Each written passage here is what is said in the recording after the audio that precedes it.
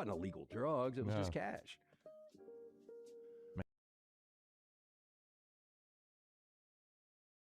Not really laundering. I mean, they were just taking money to one place to another. For it's me, not laundering. Yeah.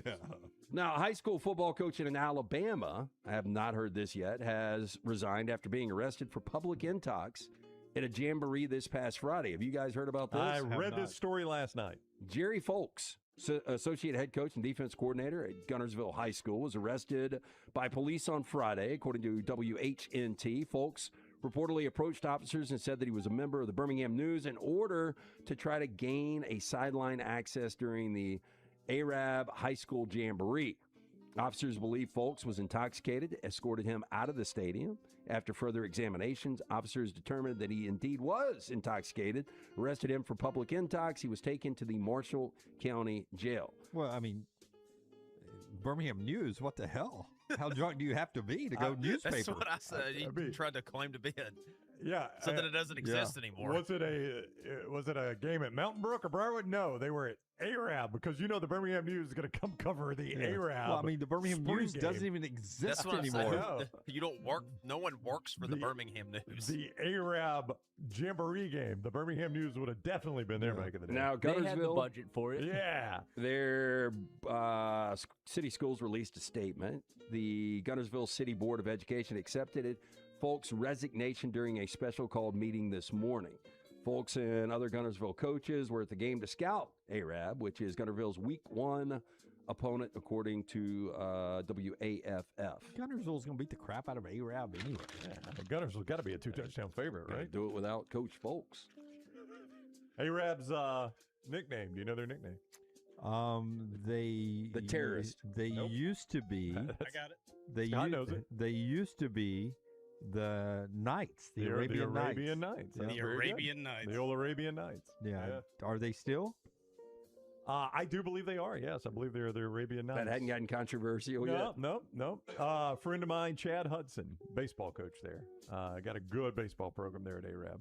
They always wanted a live camel on the sidelines. Never could get one. A woman who had a bear break into her house said her biggest issue was the fact that the animal stole her KFC. Now, if you're out and about with food in an God area bless the bear. where animals are roaming, chances are they're going to come up to you and ask to be fed. Yet, when you're in the comfort of your own home, Would you you don't feed me? expect visitors to drop by and look for food. It's a pretty uncommon thing to happen. However, over in Kentucky, one woman was left scared and sad for her food when a bear decided to break in and steal the KFC. Now, as per Fox 56 News, incident unfolded in the early hours of August 13th when Kendra North had been asleep at the home. Instead of having to flee from the bear, she actually slept through as the animal rummaged through her home. Quote, my sister started calling me like 5 in the morning, and I declined her at least twice. She just kept calling. She told Fox 56. I answered the call, and she was like, bro, there's a bear, and it just walked out of your house, and it came down your steps. It came and looked at me dead in the eyes on the side of the yard. North said the bear, quote, shattered a glass table, gobbled up her KFC. She went on to say, I was a little sad over the KFC. I'm a heavy sleeper. Yeah, gobbled up the KFC and then appeared in a Charmin Bear commercial. It's one of the Charmin Bears at that point. Right through him. Went right into the woods. I am a heavy sleeper. I cannot imagine sleeping through a bear rummaging through my kitchen and breaking a glass table. Don't think I'll sleep through that one. Yeah. I'm a heavy sleeper, though. My son's at home right now. I probably would have been like, Carter, it's 2 in the morning. What are you doing? Why'd you break the table? Florida man has been arrested after an altercation with his neighbor, which saw from the next round when you listen on demand through the podcast platform of your choice, Apple, Spotify, iHeart, or Google Podcast, wherever you listen. Always like, follow, subscribe, turn on automatic download so you can catch every part of the next round. Listen anywhere in the world, anytime on the Next Round podcast feed, and support the show by following, subscribing, and turning on automatic downloads on any podcast platform. Listen anywhere in the world, anytime on the Next Round podcast feed. Thanks for always making the Next Round a big part of your day. when you trust a doctor with your life. They owe you proper care. If medical negligence left you or a loved one injured, you deserve answers and compensation. Alexander Shunnarah trial attorneys have recovered over $2 billion for their clients harmed by medical errors, misdiagnoses, and surgical mistakes. They fight hospitals and insurance companies so you can focus on healing. Don't wait. Medical malpractice cases have strict deadlines in Alabama. Call Alexander Shunnarah trial attorneys now for a free consultation. 659-777-7777 or alexwins.law. You pay nothing unless they win. Physical office location, Birmingham. Jim Dunaway, Lance Taylor, Ryan Brown. The Next Round, presented by Bud Light, is on now. Kane Wommack talking after Alabama practice. We'll get to that. The most important transfer at LSU speaking, maybe. Unbelievable video from Auburn's practice. We talked about it yesterday. Seeing it is believing it. We'll get to that coming up. LT, D&B with you, the Next Round guys. Before we jump into our normal show, Clay Travis will be with us coming up in about 30 minutes. We'll talk more about a little developing story involving us that's going on. But we want to give you a little bit here off the top of the show. We'll dive into more details, but a big announcement from Clay today involving us and several other people. And the first thing everyone wants to know always is, how does this impact me, my normal day? Not me, Jim Dunaway, but the viewers and the listeners. I think there's some positive news. You're about to go 4 hours of the Next Round every day live. Yeah, we're 4+ hours. We're going back to the original format we had 5 years ago. So we're going to be 9 to 1. The way it will work is it's the Next Round with Sport and State from 9 to 11. And then 11 to 1 will be our, I'm using the air quote, local. That's right. 2 hours of it. And one of the questions already in the chat is, well, is the show going to change? No. In fact, that's why Clay wanted the show. Clay likes the show the way it is, so he wanted it to be part of his new network.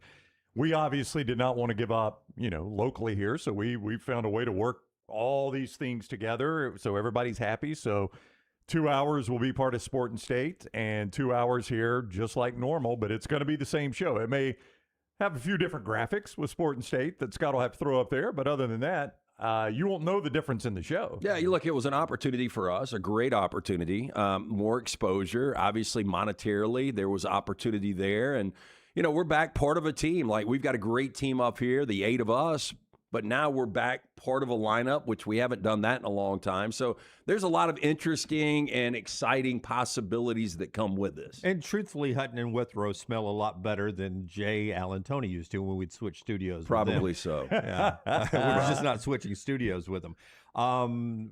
Jim, will you still ride Clay's ass? I'll try. I'm not smart enough. We'll try it again here at 9:30. Is Clay my boss? I think so for 2 hours. I don't think so for the other 2 hours. I don't know. But it should be interesting. For the starting Monday when we joined that platform, and I'm learning a lot of this right here real time with you guys, we'll still be on our platform for 4 full hours. Correct. Starting Monday. So nothing will change. Eventually, though, we'll be only on Sport and State 9 to 11, and then Next Round 11 to 1. So you may have to click another one link. day. Maybe one day. Okay. But it's this simple. Last night I'm watching Lethal Weapon 2 on Tubi, and then I go with Jack to watch the first episode of Season 4 of Reacher on Amazon Prime.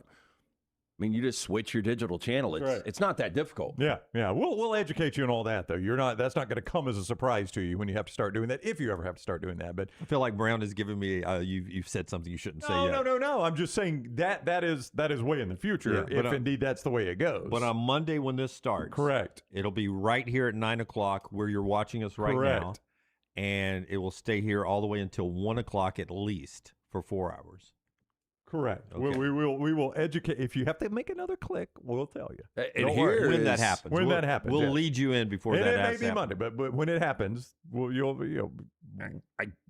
tell you. Have definitive answer on this, but probably this is good news for some because I doubt Clay will be a regular on Tuesdays anymore with us. So for people that didn't like the Clay hit every Tuesday, there's a chance that's gone, but we will be part of his 2 hour network. When Levy Breaks asks what is Sport and State, Sport and State is Clay's new venture. He sold Outkick to, there's a logo if you're watching us on video. He sold Outkick to Fox. And in that cell, Clay's agreement was, I work for Outkick for 5 years. And then once that 5 years was up, and Clay can explain more on this when he joins us. Once that 5 years is up, other things can happen. And Clay is staying with Fox. Outkick is part of Fox, but Clay is launching this as his new venture. And let me just say, we all want it to be as or more successful than Outkick. If it's as successful as Outkick, this is a massive win. Well, he's still got a great partnership with Fox. I mean, they're still sending him a paycheck, but, they wanted to partner up with him. But, Clay knows this. The only way to get wealthy is to have equity, and he wanted 100% equity. So he wasn't going to be able to own another thing with Fox. He wants to own his own thing, so he's completely starting from scratch again. So two guys he used to do radio in Nashville, Hutton and Withrow, was on the Sport and State platform. They started that this morning. If you've never watched them, entertaining guys, fun guys to hang out with, they will start the day off every day 7 to 9 Central Time, 8 to 10 Eastern. You know how the clock works. Then we'll do 2 hours on the Sport and State platform, and then Clay and Buck will follow us. And then in the afternoon, a very interesting game. If you are into sports gambling, they've got a show dedicated to sports gambling that will follow Buck and Clay. Yeah, well, so Clay and Buck. Yeah, Clay and Buck will do their, I guess it's 3 hours. Then Clay will do his old school 1 hour Clay Travis show. And then Kelly from Vegas and Jay, right? Is it Jay? Ariel? Yes, yeah. Ariel, yes. Yeah. I do. Yeah. Yeah, a bunch of people that know gambling in the afternoon. That's right. Yeah, this is almost breaking as it speaks. It looked better than us. Yeah. So there you go. Yeah. So that's the way it's all going to lay out. We'll talk to Clay more about it coming up here at 9:30 when he joins us. As Len says, maybe for the last time on the platform. It may really. I mean, 17 we haven't years. discussed that. Yeah. Chase Daniels on the show. Is it Daniels or Daniel? Daniel. Chase Daniel. No S? There's only one Daniel. He's so good. We need multiple Daniels. Chase Daniel joins the show for hour number 3 today. Already on my sheet, by the way. I've got hour 4 ready to go on Monday. So hour 4 is coming back on the show. I've got it on my sheet already. A lot to get to, including our friend Alexander Shunnarah, trial attorneys, who is part of Clay's family now as well. He's one of our big sponsors as well, and he brings us the start of the show today, Brownie. Shunnarah.com, Shunnarah.com. That's where you go for Alexander Shunnarah trial attorneys. Whatever legal issue you face, again, I say this all the time for a reason. You might think he only handles personal injury cases, but it goes much deeper than that. Fire and storm damage, bad drug and device cases, workers' compensation, employment cases. He handles all of those, all under one roof, with more than 150 attorneys, 500 dedicated team members to serve you. You know he can handle anything. He's recovered more than $2 billion for his clients. He is a Birmingham guy, went to school at UAB, roomed with new interim athletic director Andy Kennedy. Why would Andy want that job? I do not know. I mean, I know it's only an interim thing, but why, Andy? Why? Yeah, so Alexander Shunnarah, trial attorneys, Shunnarah.com. You don't pay a dime unless they win your case, Shunnarah.com. If you happen to be watching us from outside of the Birmingham area, UAB's here in Birmingham, and our buddy Andy Kennedy's the longtime basketball coach there, played there. Mark Ingram was removed as athletic director yesterday, and they named Andy the interim AD, and we know Andy, that doesn't seem like a job he would want long-term. Maybe it is. I don't know. Well, I mean, his love for UAB, I had this conversation with a guy that you guys know, a local guy. His business has gone national, and we were talking yesterday about the whole UAB situation. And he said, did you know at every UAB home football game, Andy is standing on that breezeway and he will just talk to any and everyone? Do not doubt that one bit. For the first half. Like nobody, I was like, hell, I never knew that. I didn't know that. Every UAB home football game. He is present at everyone and will sit there, take pictures, talk to anyone walking by. He flies the flag each and every game. I think this shows you Andy's love for UAB. Like, he did not have to do this. Andy Kennedy is the most powerful person on that campus. And if they came to him with this idea, he could have said no, and they would have moved right on. I think this just shows you his love for UAB. I'm with you, Dunaway. I saw it. I'd been tipped off yesterday that Mark Ingram was going to be out when it was announced, and then I saw the Andy Kennedy portion of it. I'm like, you got to be kidding me. I would think a college basketball coach right now has less free time on their hands than in the history of that sport. The thing I used to get all the time when I was part of the Nick Saban show was, when Coach Saban retires, I hope he stays and he's the athletic director. And I would always tell them, Nick Saban will never want to be athletic director. Do you what a pain in the butt that is? Because you've got to, and nowadays, with even money tighter, you've got to keep those other sports alive and happy and all that. So that's a pain in the butt. That's what I was going to say. If I'm Andy, I'm self-serving. Like, I've got the accountant. And I'm like, where can we shift some more of this money to men's basketball? Yes. Yeah. Like, Alex, I am the AD right now, so the final say is mine. I go tell Mort, bad news, Alex. Yeah. One for you, two for me. One for you, two for me. Here's one for beach volleyball. That's UAB. That's here locally. We'll get to college football now. Boy, the thing that blew me away today, and I guess it came down yesterday, but I didn't see it until this morning. The AP dropped their preseason All-American team. One Alabama player on the first team, one Auburn player on the first team. But the talent that is thrown across the country now because of the NIL and the transfer portal is pretty amazing. Your quarterback is Dante Moore from Oregon. Second team is Trinidad Chambliss from Ole Miss. Okay? Ferry State. Yeah. I mean, I bet he wasn't even an FCS All-American. Isn't that crazy? When he was at Ferry State? Do you have the numbers on how many different schools are represented on the? No, I was just going to do it on the fly. The running backs on the first team, Ole Miss and Missouri, Lacey and Hardy. Then the second team is Miami and BYU. All right, so there's new schools there. Then you get to the wide receivers, Ohio State, Jeremiah Smith, Malachi Tony, Miami, Cam Coleman, Texas. But then second team, Deuce Robinson, Florida State, Charlie Becker, Indiana, KJ Duff, Rutgers. I mean, you see what I'm saying here? Yeah. And this is, the first and second team. It's crazy how Lincoln Riley lost Deuce Robinson, big, rangy receiver, how USC can lose an All-American, potentially All-American receiver to Florida State. Yeah. Like, you can't let those kind of guys go. LSU and Texas Tech are the tight ends. You get to the O-line, you go Indiana, Texas, Cincinnati, Houston, Iowa on the first team. That's crazy. Second team, Missouri, LSU, Minnesota, Ohio State, and Georgia. Finally, we get a Georgia player. All right. And then you go to all-purpose UCLA and West Virginia. I mean, that's just the offense, first and second team. Look at how many different schools I named there. And you start doing the defense as well, and that's where you find Xavier Atkins of Auburn and Bray Hubbard of Alabama on the first team. But it's just – you just look at the AP All-American team, and it didn't look like this always, in my opinion. Well, doing the quick math. I am up to 17. Now, this is going to be more than 22 because you've got specialists.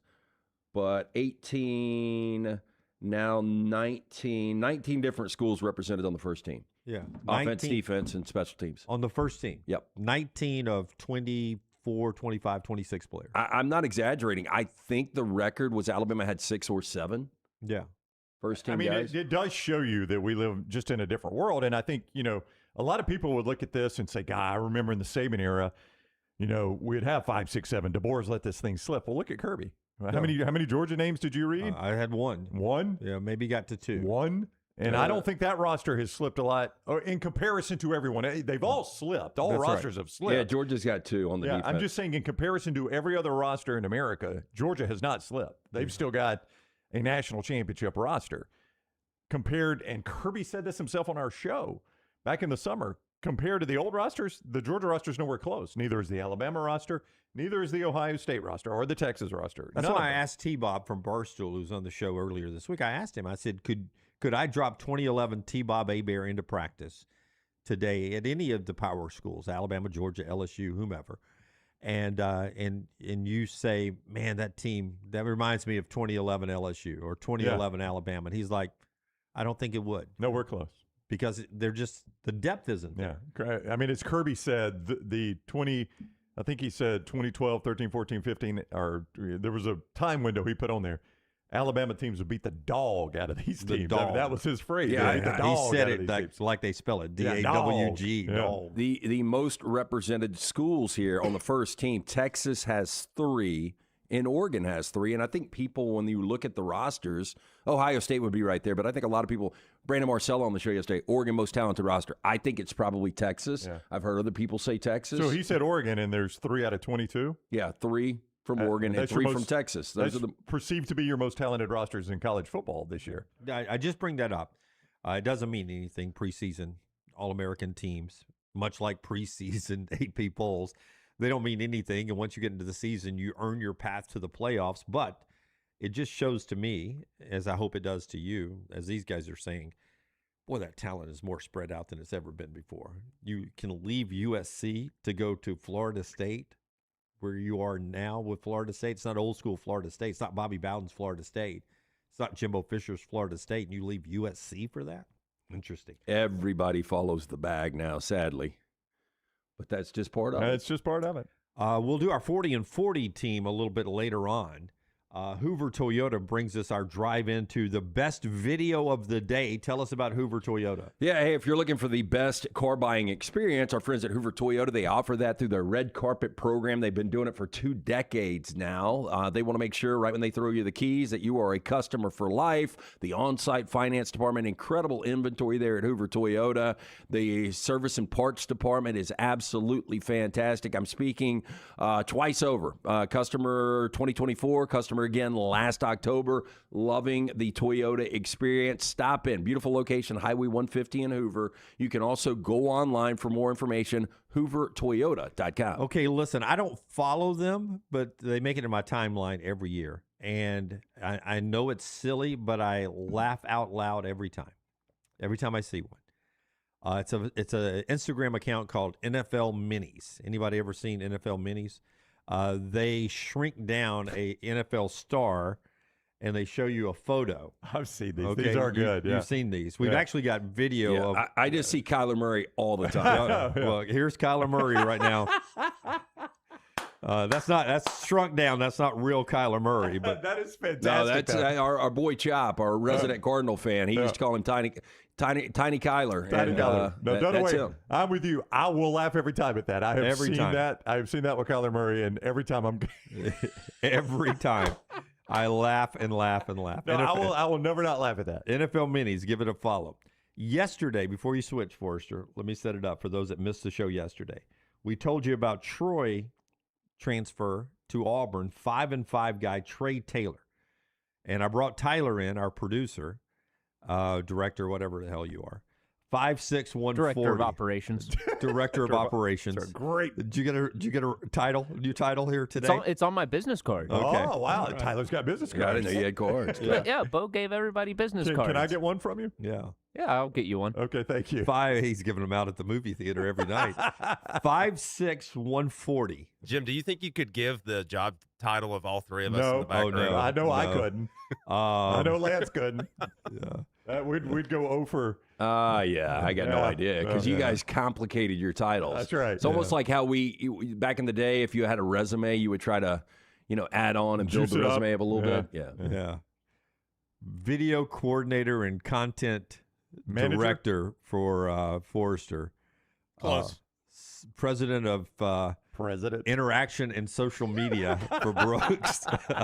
You were actually probably closer for my title with Forrester. I don't even know if I have a title on there. Yeah. So what are y'all's titles? I'm the creative media director. All right. I'll write that down. Okay. Video director and content manager. Okay. Wow. Okay. Yeah. That's pretty spot and on. Director of Operations. Say All yours right. again. What was yours? Producer and Director of Operations. Okay. Welcome in, exciting. everyone. Yeah. I like how we're So when the air conditioning is too cold or not working, I Tyler's come to fault. you. I Yeah, come to director you. of Not operations. building ops. He has nothing No, to do I with got that. nothing okay. to do with that. All I heard was director of operations. So I'm going to complain to you. 7 Bud Lights deep next Thursday night at the kickoff party. You've got to introduce them to everyone with their proper title. That's right. On the microphone. We'll bring our business cards. I mean, what's on ours? Co-owner. No. I don't know. Yeah. I got one right here. Partner and host. Partner and host. I wonder what's on mine. Probably partner. Partner and host, if I had to Ho- guess. Host and asshole. You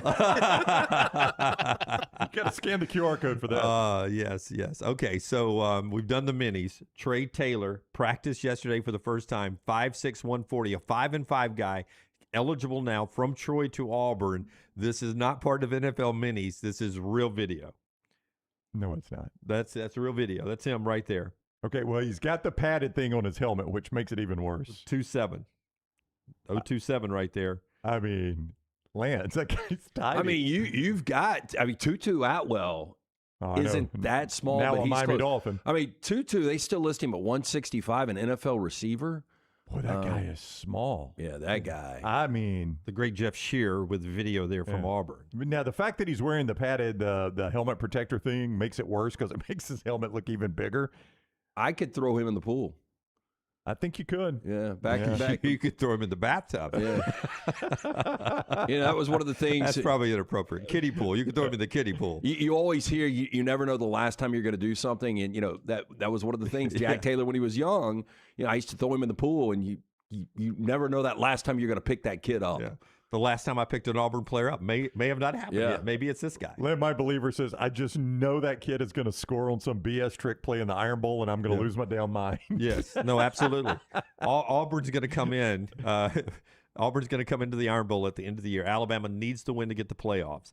They're going to be decimated at wide receiver. They're going to have no wide receivers left. This guy's going to be forced into action, and he's going to have a 3-touchdown 2 receiving, 1 rushing touchdown day. Yeah, I want to see him with a football. It look like he's got a carry on.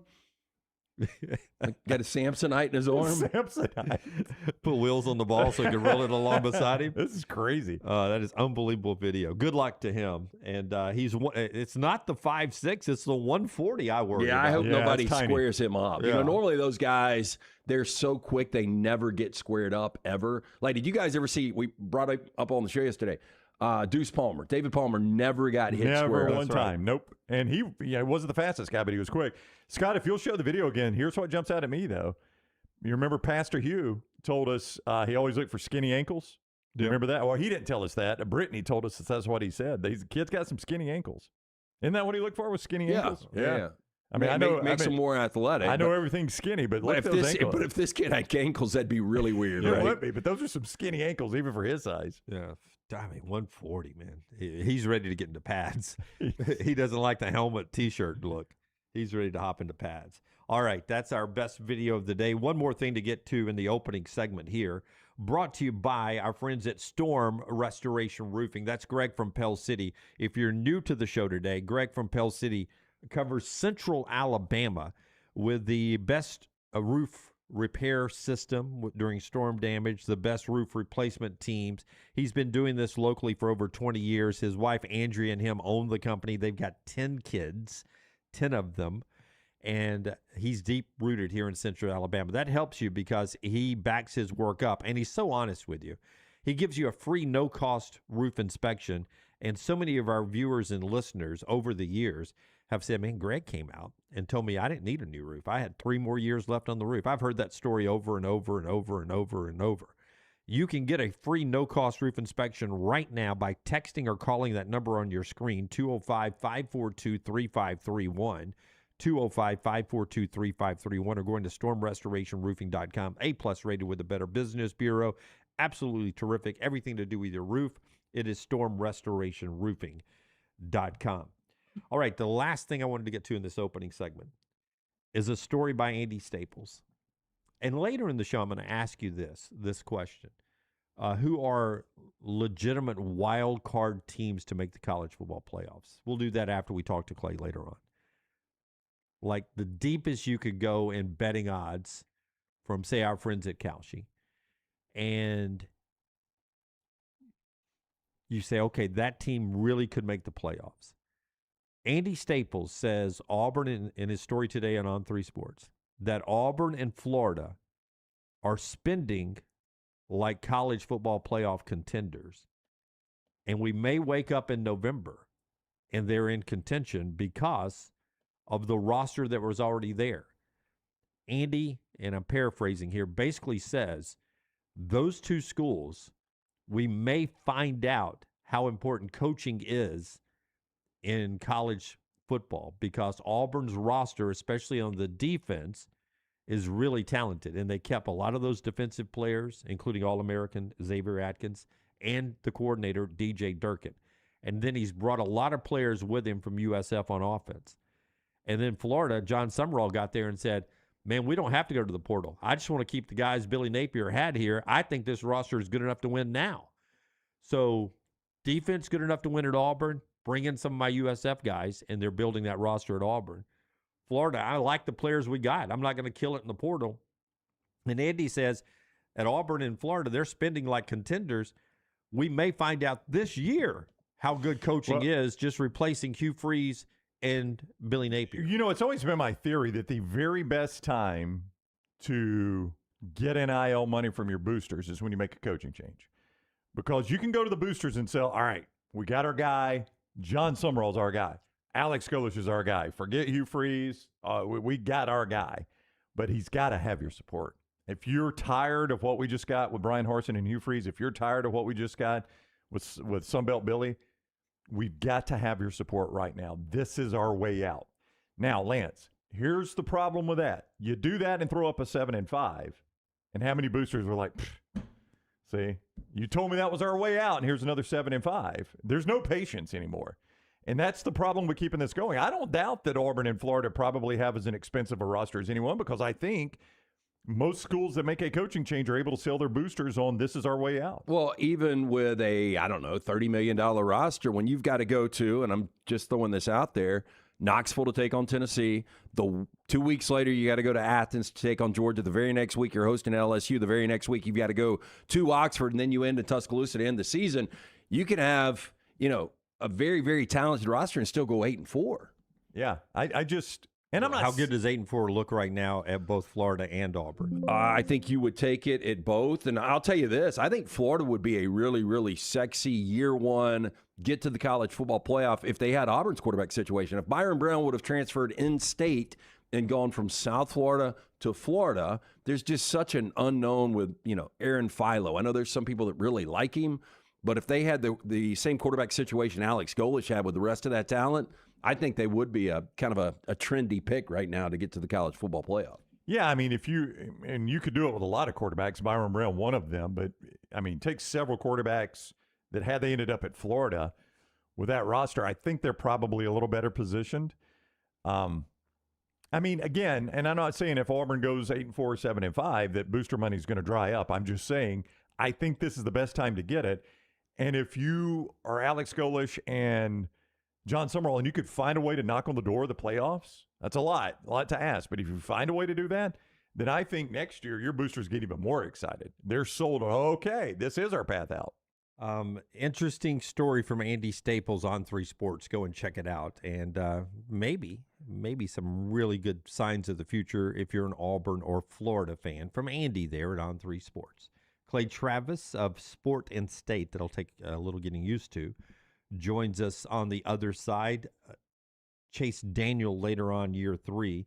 Part of the show today being brought to you by our friends at NASCAR and the Talladega Super Speedway. It is the world's fastest speedway, and you can be there for playoff racing coming up in October. October 23rd through the 25th is Yellowwood 500 weekend at Talladega. You can get your tickets at TalladagaSuperspeedway.com right now. Don't forget to enhance that experience by getting the garage passes, the garage tickets. Immersive garage experience at Talladega. Those bays are built right into a great food and drink area to where you can get up close and personal with the crew and the drivers. It's all right there. Get your tickets now. Talladega Super Speedway, October 25th at the world's fastest speedway. Follow LT on Twitter at @TheLanceTaylor. The insurance company called. They offered you a settlement. Sounds good, right? Wrong. They're counting on you not knowing what your case is really worth. They're betting you take pennies on the dollar because you're scared and overwhelmed. Don't fall for it. Alexander Shunnarah Trial Attorneys has recovered over $2 billion for going to war with insurance companies that try this every single day. Call 659-777-7777 or alexwins.law. Free consultation. You pay nothing unless they win. Physical office location, Birmingham. Sterling and the fine folks at Champy's Chicken on Highway 119 in Alabaster want to welcome you in for a great lunch or dinner starting at 11 a.m. every day. Chicken that's brined overnight and cooked to order, and the taste of the Delta with those Delta recipe tamales. Champy's is perfect for all your tailgating needs this football season. You can also choose Champy's for your next party, wedding, or birthday.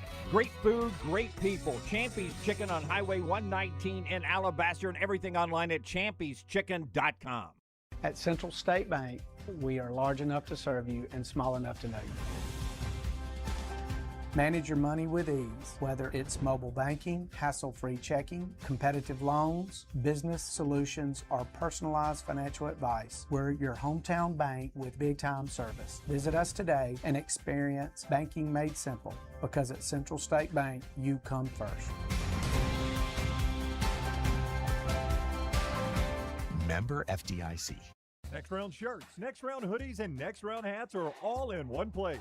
NextRound.store. Find your favorite piece of gear from your favorite show and put it in your rotation. You never know. You might be in one of our videos showing Next Round gear being worn all over the world. Find all your favorite Next Round gear by visiting NextRound.store. Place an order for you and that big Next Round fan in your life at NextRound.store. Look your best at work, at school, at the stadium, or anywhere you go wearing Next Round gear from NextRound.store. Remember the name Way to Wellness if you're battling weight loss in your life. I'm Jim Dunaway from The Next Round. There was a time I was over 216 pounds until Way to Wellness helped me lose 45 pounds, and now for over 2 years, they've helped me keep that weight off. Here's their website, aplanforme.com, aplanforme.com. That's a great name for a website because there's no cookie-cutter plan. Everything is designed specifically for you. No contract, no sign-up fees, and your first consultation is free at Way to Wellness. Hey, for all of your IT and printing needs, reach out to our friends at Xerox Business Solutions. Look, I'm still one of those old school guys. I print my notes every single day for the show. If you watch the show here on The Next Round, you see all the notes in front of me. From day one, Xerox Business Solutions, they've been with us here at The Next Round. Local for over 45 years. For all of your IT and printing needs, visit XeroxBusinessSolutions.com or call 205-969-3000. That's 205-969-3000. Remember the name Way to Wellness if you're battling weight loss in your life. I'm Jim Dunaway from The Next Round. There was a time I was over 216 pounds until Way to Wellness helped me lose 45 pounds, and now for over 2 years, they've helped me keep that weight off. Here's their website, aplanforme.com, aplanforme.com. That's a great name for a website because there's no cookie-cutter plan. Everything is designed specifically for you. No contract, no sign-up fees, and your first consultation is free at Way to Wellness. The 2026 Yellowwood 500 weekend is returning to the Talladega Superspeedway Friday, October 23rd through Sunday, October 25th. The triple-header chase weekend at Talladega features 3 days of high-intensity racing across 3 series, capping off with the Yellowwood 500 on Sunday. Guarantee your spot now by visiting TalladagaSuperspeedway.com or calling 877-GO-TO-DEGA. And enhance your race weekend by adding passes to the Talladega Garage Experience, the most immersive in NASCAR. 877-GO-TO-DEGA or TalladagaSuperspeedway.com.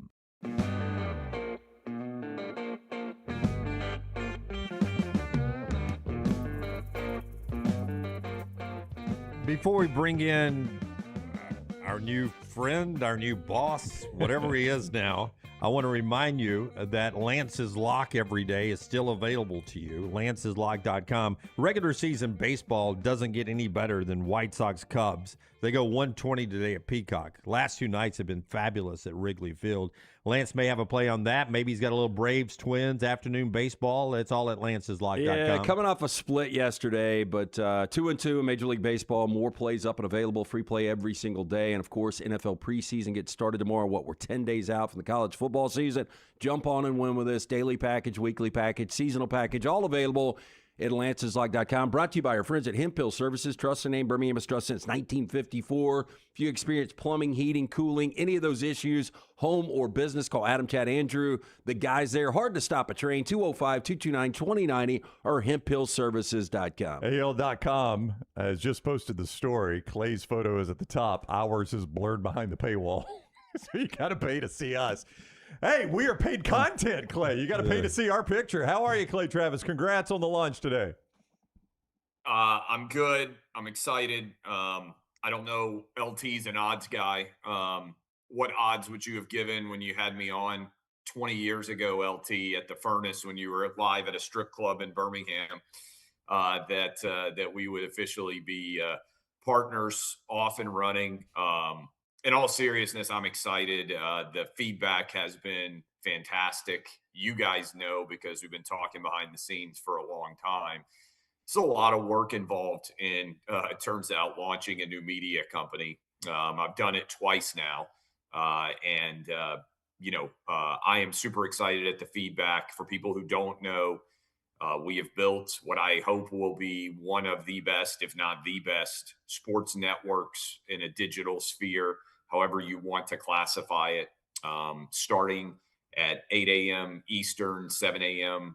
Central Time, and running all the way through into the early to late afternoon hours. And we're going to keep expanding, lots more to make happen still.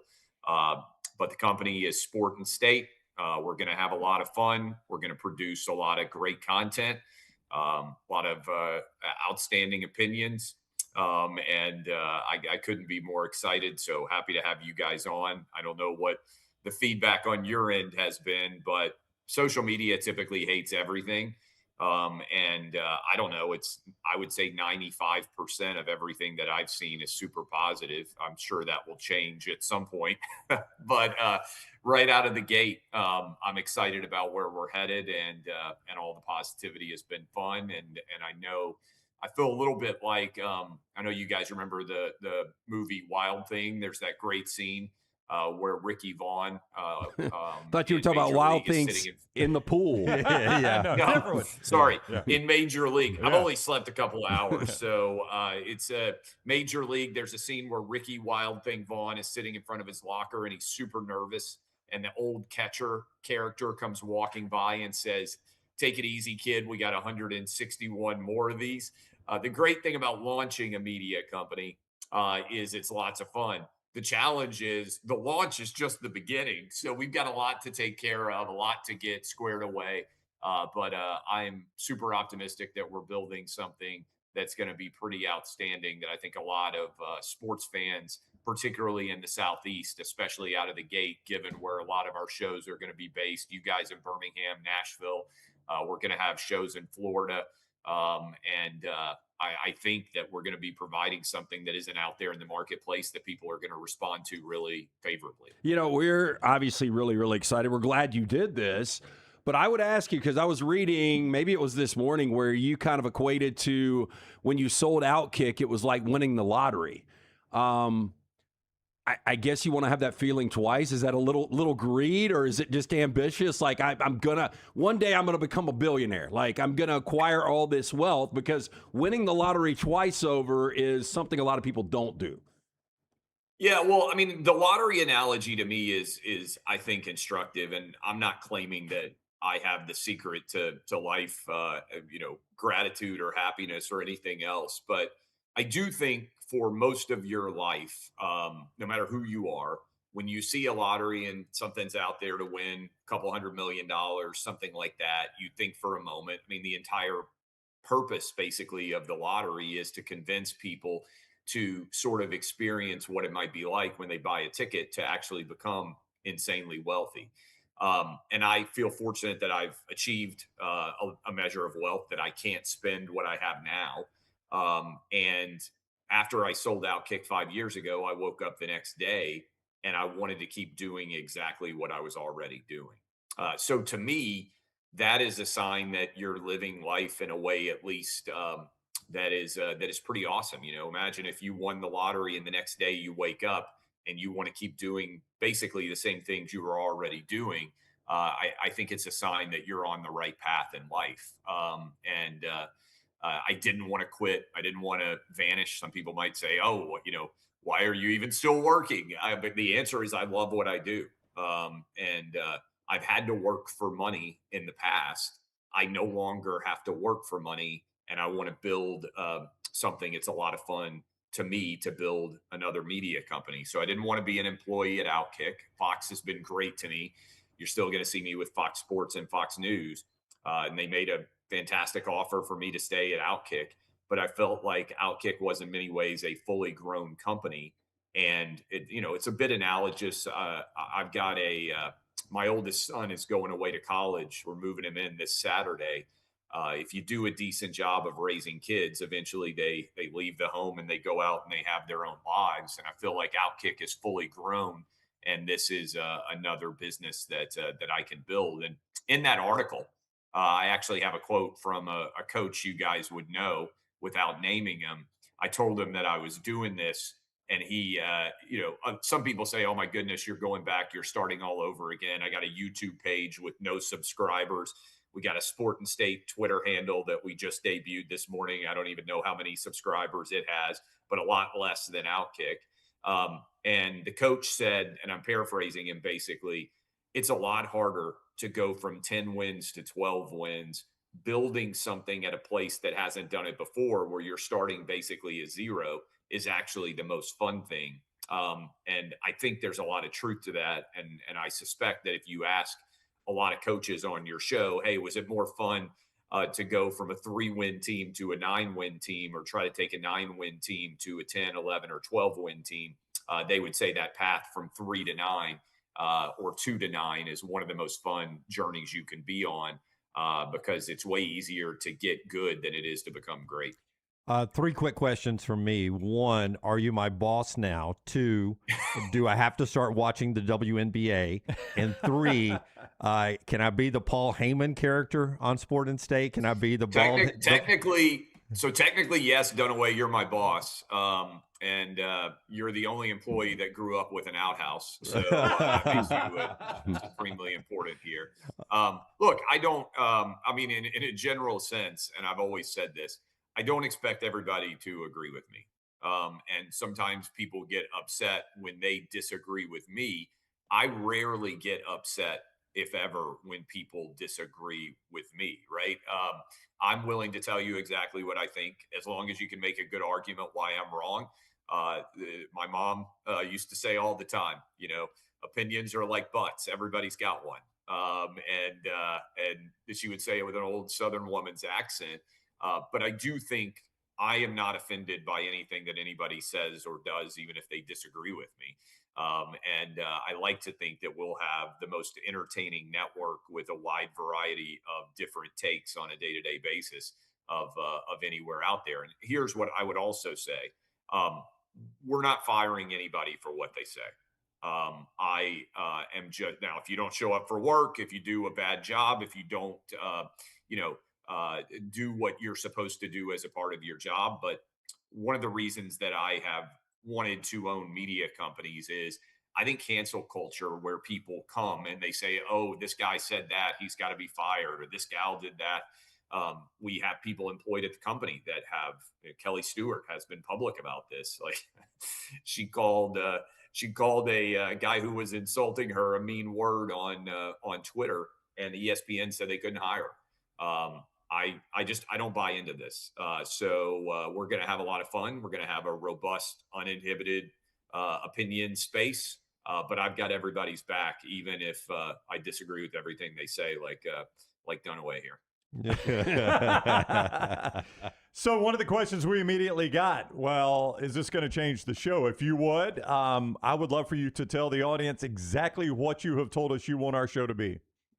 Look, I want you guys. So one, you guys can answer better than I can, because I'm not on the show. And any show that I've ever been a part of, I have always wanted to have complete creative control.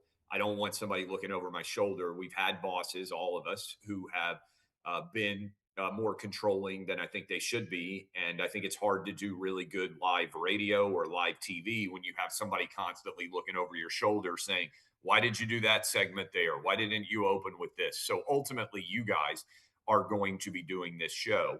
But my goal is for you to be able to branch out and do a Southern-based show. Like, we're not pretending that you're not in Birmingham, but you don't have to just talk Alabama and Auburn. You're going to have a hyper-local Alabama, Auburn, Birmingham-focused show that comes on right after the 2 hours that you do with me. But in an ideal world, I would want your show to be one that everybody who loves college football across the nation is putting on and streaming every single day at 10 a.m. Eastern, whether you're in New York City, or 7 a.m. Pacific if you're in LA. I still think that college sports, college football in particular, is wildly undercovered given how much people love it. I started Outkick with that thesis. I think it's still true, crazily, 15 years after I started Outkick. I think college football is the best sport in the country, and I think you guys can have the best show not just college football, obviously, but for those of us who are obsessed and maniacal about college football, I think you guys can have the best show in the country that is college football flavored, college football centric, while still touching on everything else. But ultimately, you guys are the master of the show. I'm just helping to create a structure and a compensation system that will allow you guys to kind of come into your full fruition and do what I think will be one of the best sports shows in the country. I remember there was a time, probably a decade ago, where you said, look, I could go into Bryant-Denny Stadium. All 100,000 people would like me. There's not one of these guys that dislikes me. We've been out with you a bunch. I've never seen any negative, confrontation, anybody say anything. A lot of people like to hide behind, different things on social media. With all that said, you will be in our Fair City next Thursday, the 27th, for our kickoff party. So people can actually come out, meet you. They've got a problem. They could say something. They can get a picture made, whatever, right? Yeah, I mean, look, I've never had a negative interaction in my entire life. Now, that doesn't mean they can't happen, but I'm about as public of a guy as I can possibly be. I think there are a lot of people who sit around and chirp on social media. I even think, I've been saying this for a long time, that some of the negativity, like if you're the kind of person who wants to just sit on Twitter and be negative, or Instagram or any other social media platform, I think that's a weird thing, personally, because I don't have time to consume all the shows that I like. The idea that I would want to be obsessed with somebody that I don't like is crazy to me, because it means in some ways that I own your brain, right? Or that you're the kind of person who takes some sort of pleasure in hating more than you take pleasure in liking things. I think they did a study, which I find to be probably overrepresented on the internet, but they found out that haters really do just want to hate.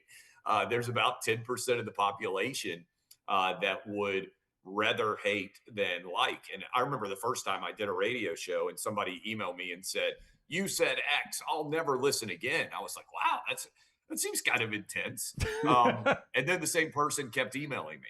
And it has been my experience that nobody who has ever said in life, "Hey, I'll never watch again, I'll never listen again, this is the final straw," actually, they're always lying. The same people will keep emailing, and the same people will keep complaining. And so there's just a certain segment of the population, I think they're over probably represented on the internet, and certainly on social media, that enjoys marinating in disdain and dislike. But I mean, I'm not kidding. I've never had anything but positive experiences everywhere I go around University of Alabama or Auburn, or frankly, any SEC school. All I get is positivity. So maybe that's going to change at some point, but it certainly hasn't. And, every year for the last 20 years since I came on with you for the first time, LT, I would say more people know me than the year before. I think that's probably a fair characterization of my career. And it for the most part, just continues to get better and better. So I don't expect that to change. I did not have you spitting out Taylor Swift lyrics on the show on my bingo card today. What did he say? I missed it. Haters are going to hate. Oh, okay, hate. He almost sang it verbatim. Wow. So it's a great song. My wife is texting me, what's the street address in 30A that we need to start looking at houses to live? Do we get to use that? To live near? No, to build near you. Oh. Well, first of all, you're going to have a really successful show to be able to build near me. Right. There are no houses in Tuscany. No houses in Tuscany, Jim. Yeah. You might be able to get on the other side of 98 if you keep working well.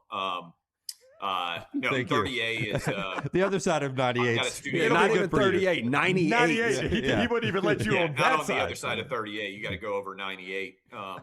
But no, look, 30A to me is actually a good representation. If you said, hey, who's your target for this new company? The thing I love about 30A is it's basically the SEC goes to the beach. Wherever you're from, Dallas, Houston, certainly Atlanta, Nashville, Birmingham, everybody kind of comes together on 30A. And it's probably the place where I get, of all the places, the most positive feedback because every SEC fan base is there. And I would say the SEC has always been the foundation of my audience. Now, look, we got a lot of people in Columbus and a lot of people in Ann Arbor and places all over the Big Ten where we have a lot of fans now, particularly in the wake of COVID, when I was one of the few people who said, hey, we should play college football back in 2020. If you guys remember that year that everybody wants to pretend never happened. But I think the opportunity is right. You guys have been building a very loyal audience. I regularly will run into people who are hearing me on the program. In fact, down on 30A, when I was down there just a couple of weeks ago, I did you guys' show, and then I hung up, and a guy from Birmingham was parking to take his family to the beach, and I was coming by on my bike, and he said, I just saw you on video, like 2 minutes ago. How is this possible? And I'm like, well, the internet works pretty well. But I do think all of that is rounding into a position where not only your show, but also the network of shows that we're building around you, there will be a lot of cross-pollination. I think there'll be a lot of growth. We're bringing on a lot of talented people that I think your audience will find to be very fun when you have them on as guests. And I'm confident that their shows, which may not know you guys, will find you to be really entertaining on their networks as well. And hopefully it just leads to a continued growth across the board. Yeah, I think a lot of people don't realize, though, where you came from as far as grinding, because, back to that first time we had you on in 2006, you were working for CBS Sportsline. And I remember when you first started doing radio, it was when we were in Miami for Alabama Notre Dame 2012, and NBC had you doing a Saturday show, but you grinded out on Saturday mornings. You were doing nights, you were doing mornings. You've basically worked for every media conglomerate out there. Yeah, look, I work all the time. The time that I'm not spending with my family, basically, I am working all the time. And it helps to really like what you're doing. But I just said, I was down in West Palm Beach yesterday for multiple events, landed at 1 a.m. here, slept for a couple of hours, and then we launched early this morning. And I think I'll finish my day today with Sean Hannity at 9:45 p.m. Eastern.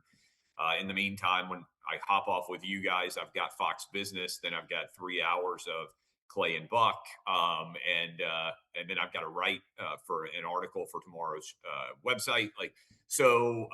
I work all the time, 7 days a week. I think you have to if you are a small business owner, which I am, hoping to grow it into a bigger business. Anybody out there, no matter what you do as a small business, you know that feeling.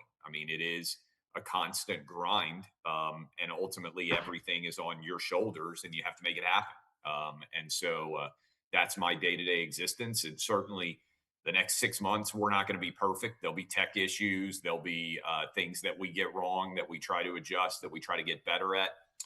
So there's lots that we will be working on, but it'll be basically a dead sprint, as it always is, from football season all the way through the Super Bowl. But we basically have 6 months of Christmas and sports media, and then we all get a break right after the Super Bowl. And that's going to be hectic, chaotic, but also a lot of fun. And hopefully by the time we finish football season, when that Monday after the Super Bowl is over and everybody's reacting to it, we'll be able to go back and say, okay, here are the things that we did really well in the first 6 months. Here's the things we need to work on. It's not much different than being kind of a coach of a sports team. We got to continue to get better every day. We're not going to be perfect. But I think the trend lines over time are going to be good, and we're going to be improving. But we're starting at 0 wins, right? So let's see if we can get bowl eligible. Well, we're super excited about it again. A lot of things people say about Clay in the chat room. You got a chance to tell him to his face. Be a man. Tell him to his face. He'll stand there and talk to you. Next Thursday night, 5 o'clock, walk-ons, Greystone. In Tattersall Park, just off Highway 280. All right, two most powerful people on 65 meet Shunnarah and Clay Travis. You'll both be there. Yeah. You can meet. You can call me Alabama, and you can tell Clay anything you want. You can do both things with Alex, Shunnarah, and Clay. SportAndState.com. SportAndState.com. Go follow it on social media as well. Sport, the letter N, State. Sport and State. You can follow it on social media as well. We're excited, Clay. Congrats. This is going to be huge, man. We're going to do what Outkick did and even more. I've got faith in that. I did not have faith. I'm excited. You guys are going to kill it.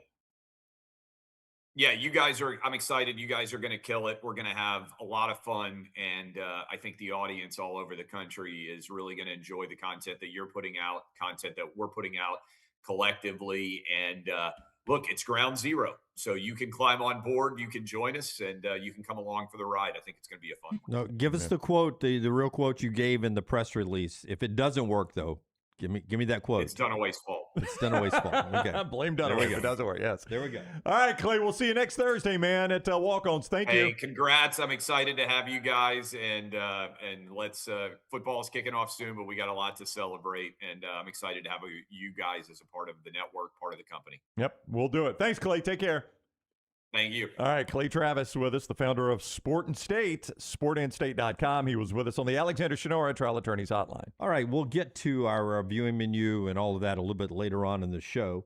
And we've got some big SEC football questions to get to, but one national story to talk about here in just a second after we tell you about one of our great sponsors, and that's our friends at Walk-Ons. And that's where we're going to be next Thursday night with our 5th anniversary party at Walk-Ons. LT, tell us what we'll get on Thursday night on Highway 280. Yeah, we're going to have great Bud Light specials. Of course, the Bud Light team will be out there. We'll have swag. I talked to our man Scott Peoples, Hoover Toyota. They're going to bring a bunch of swag out as well. Alexander Shunnarah is bringing out bottles of Pappy. I did that plural, by the way. Last year we gave out one. This year it will be more than one. One of my buddies won it. Yeah, I remember that. Still has yet to open it. We are going to have just a ton of stuff going on. So it's our 5th anniversary kickoff party right there at Walk-Ons, Tattersall Park. Shunnarah will be there. Clay Travis will be there. It's just an awesome, awesome time every single year. This should be the biggest and best yet, starting at 5 o'clock. So make your plans next Thursday, the 27th, for our 5th anniversary kickoff party right here on The Next Round and Sport and State. Brett McMurphy with a really interesting conversation with Art Briles. And in the conversation, Art Briles tells Brett McMurphy that the Texas job was his in 2014, that he was taking the Texas job. He was just keeping the Texas people away from the Fiesta Bowl until after they played UCF, and then they were going to come and he was going to sign the papers and replace Mac Brown at Texas. To refresh everybody, Baylor had won 3 of the last 4 meetings against Texas, against Mac Brown. Yeah, and I think that was the time, and you guys can correct me if I'm wrong, but Brooks sent out a graphic yesterday, subjectively, of the top 10 controversies in the college football playoff, or the BCS. I think, was it the BCS, Brooks? It was the top 10 controversies in the CFP BCS era. Yeah, but, I mean, they were involved in one of this because Baylor and TCU, one of those teams probably should have gotten in. So they end up playing UCF, and they lose the game to UCF, 52-42. And as Art Briles tells Brett McMurphy, he woke up after that game, and he told the Texas people, I'm staying in Waco. And then he called his athletic director. He called, I think, Bryce Petty, his quarterback, and say, hey, I'm not going. I'm not taking the Texas job. And it was his doing.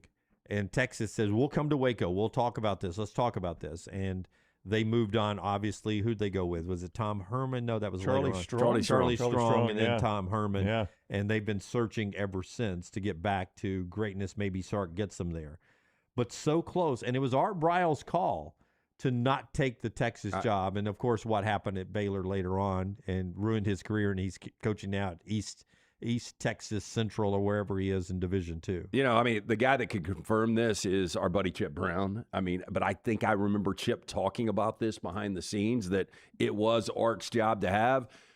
You know, there's a lot of times, again, back to being subjective, who's a great coach, who's an elite coach. I think Art Briles was an elite coach and so innovative on those offenses. And you'll see kind of the fingerprints, Kendall Briles, what he'll bring to South Carolina with Lenoris Sellers this year. But Art Briles, what he did, have a Heisman Trophy winner, to be in the mix to get into a 14 college playoff. I mean, those Baylor teams were great teams. Yeah. And Dave Aranda, 12 years later, still chasing that ghost. We can all look back on decisions we've made and regret that decision. And not even big decisions. I'm just things you've done, I guess. Not even decisions. Things you've done and be like, crap, I wish I had done that, right? Boy, I tell you what, that one's got to be tough to swallow for him because if he goes to Texas, none of this Baylor stuff ever happens. I mean, it comes up, but you know what Texas is like? Hey, that was not that's y'all's problem. Yeah, that's y'all's problem. Art's our guy. I mean, Texas, if he's winning, Texas would have not fired him for any of that. At all. He does the proverbial I have no regrets. But it's hard to believe that he has no regrets. Yeah. Another interesting read, Brett. And he went to a villain basically overnight. I don't know. Ronaldo did a piece on him when Baylor was kind of their heyday. I don't know if you guys remember this on a Saturday morning about when he was a former player and his family was coming to see him play. I think it was in the Cotton Bowl, and they all died in a car crash. And at that point, everybody was. They were Art Briles fans. I mean, it was an underdog situation. And then overnight, when a lot of those reports came out and the quote from Art Briles, why is she hanging out with? Those are some bad dudes. I know. Guys that he recruited. I mean, he became an enemy overnight. That's hour number one. When we come back, we're going to get the dry erase boards out. And I'm going to get these guys to write down their 5 biggest questions in college football going into the season. It's a lot of writing. Well, I mean, don't write a whole question. Just topics. We'll get to it. Coming up later in the next hour. Doesn't have to be the next segment. Coming up later in the next hour. If you're new to the show, we do this all the time. There's no format. We just do this ad lib throughout the show.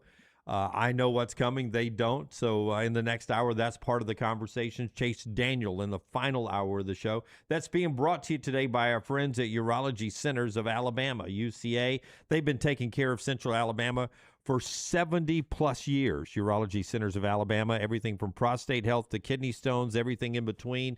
Get details at urologycentersalabama.com. When it's time to make the appointment, you can do it 205-930-0920. Prostate health to kidney stones. They also handle testosterone treatments, ED, and a variety of other ways. Whether you're moving from your 20s to your 30s, 30s to 40s, or so on, stay on top of your health with our friends at urologycentersalabama.com. Follow Scott Forrester on Twitter at Scott Forrester TV. Facing time for a crime, huh? Got a list of charges looming over your head. 5-0 got your back up against the wall. Them alphabet boys trying to sit you down on that rack. Well, have no fear. The People's Defender is here. Attorney J.B. Brown, powered by Alexander Shunnarah Trial Attorney. He meticulously investigates every case and challenges evidence. Dedicated to protecting the rights and futures of individuals facing criminal charges. Hit him up now at thepeoplesdefender.com. Thepeoplesdefender.com. Physical office location, Birmingham. Hey, Lance Taylor from the Next Round to tell you about one of our favorite places for breakfast, lunch, and dinner. That is Hamburger Heaven since 1982. Hamburger Heaven has been serving Birmingham's best hamburgers, cheeseburgers, French fries, hand-spun milkshakes, and sandwiches made fresh to order. All of their ingredients are fresh and prepared daily. This includes their beef, always fresh, never frozen, hand-pattied each and every day. For breakfast, lunch, or dinner, visit any of the 4 locations, Highway 280, Irondale, Gardendale, and Homewood. At Central State Bank, we are large enough to serve you and small enough to know you. Manage your money with ease, whether it's mobile banking, hassle-free checking, competitive loans, business solutions, or personalized financial advice. We're your hometown bank with big-time service. Visit us today and experience banking made simple, because at Central State Bank, you come first. Member FDIC. Never miss anything from the Next Round when you listen on demand through the podcast platform of your choice. Apple, Spotify, iHeart, or Google Podcasts. Wherever you listen, always like, follow, subscribe, and turn on automatic downloads so you catch every part of the Next Round. Listen anywhere in the world at any time on the Next Round podcast feed and support the show by following, subscribing, and turning on automatic downloads on any podcast platform. Thanks for always making the Next Round a big part of your day.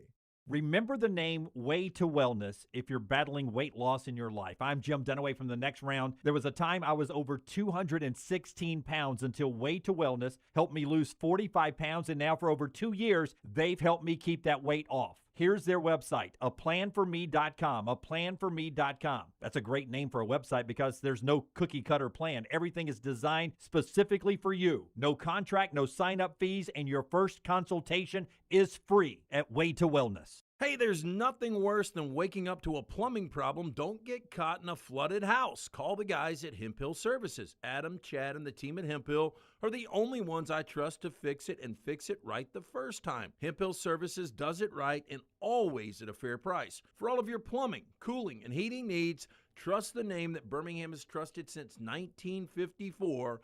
That is Hemp Hill Services. Call now, 205-229-2090. That's 205-229-2090. Storm season is here. Make sure you have a plan of action in place right now. Greg from Pell City and Storm Restoration Roofing should be your first call when storms hit. Insurance companies love working with Storm Restoration Roofing because of Greg Nelson's name and reputation in the industry. When storms hit, call Greg Nelson. He's local, 205-542-3531. He's the home of the free no-cost roof inspection. Greg from Pell City on Facebook, 205-542-3531. It's Storm Restoration Roofing.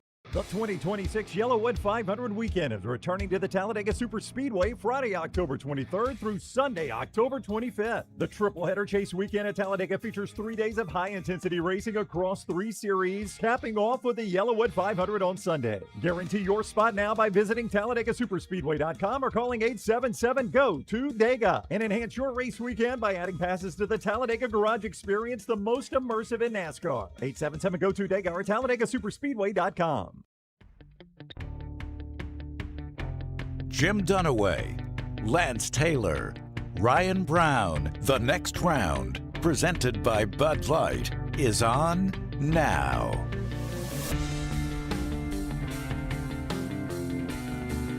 Hour number 2 of the show. We're the next round. If you're new to the show today, if you're watching us on the Sport and State platform, welcome in. We're based out of Birmingham, Alabama. When you get us starting Monday regularly on this platform, 9 to 11 Central Time, 10 to 12 Eastern Time, we will talk more national college football, but we do that anyway. But we are SEC focused a lot. We talk a lot of NFL as well, and we'll get into some of that as the week progresses. We get back to week 2 of the preseason coming up momentarily. But part of the show right now is being brought to you by our wonderful friends at Inverness Country Club. Tell us about Inverness Country Club, Brownie. A chance to get out and play some golf today. Yeah, if you're looking for a club home in the Birmingham area, Inverness Country Club is that place. ICCalabama.com, ICCalabama.com to find out more.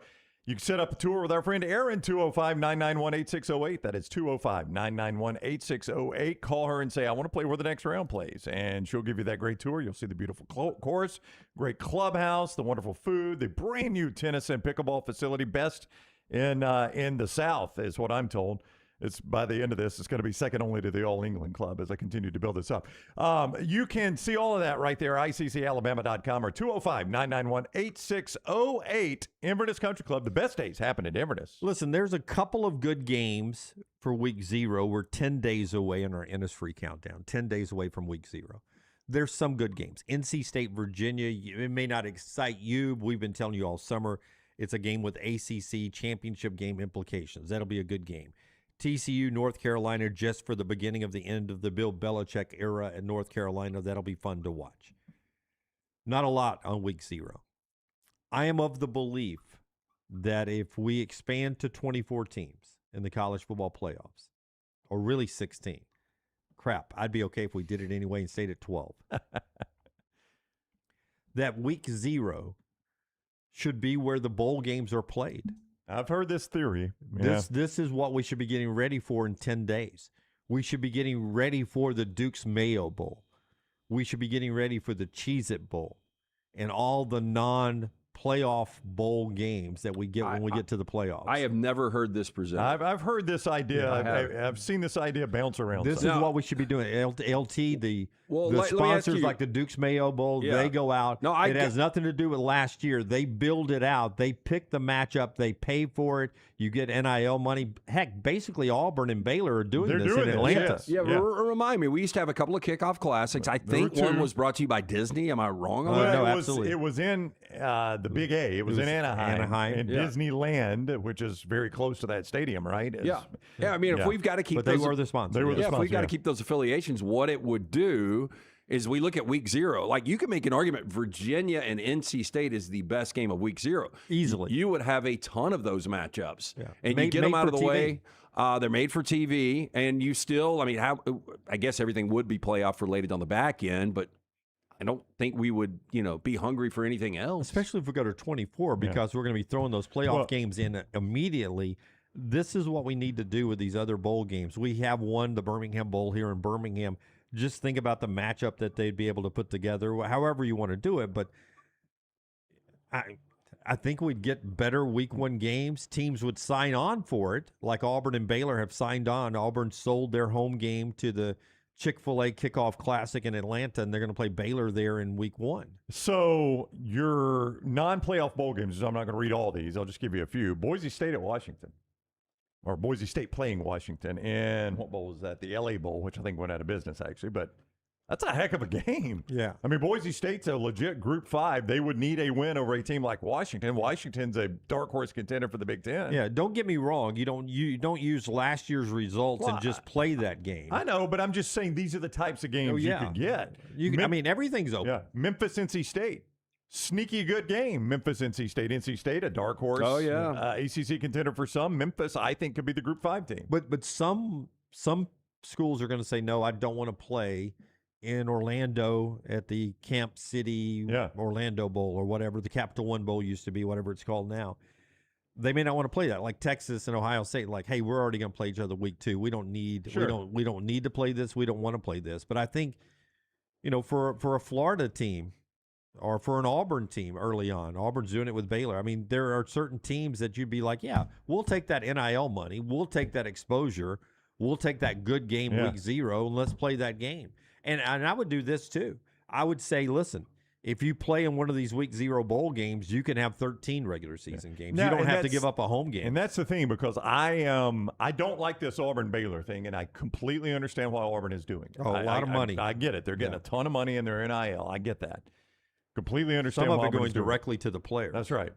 Sucks for Baylor fans who this is their one chance to come to, one of the great SEC venues, in my opinion, Jordan-Hare Stadium.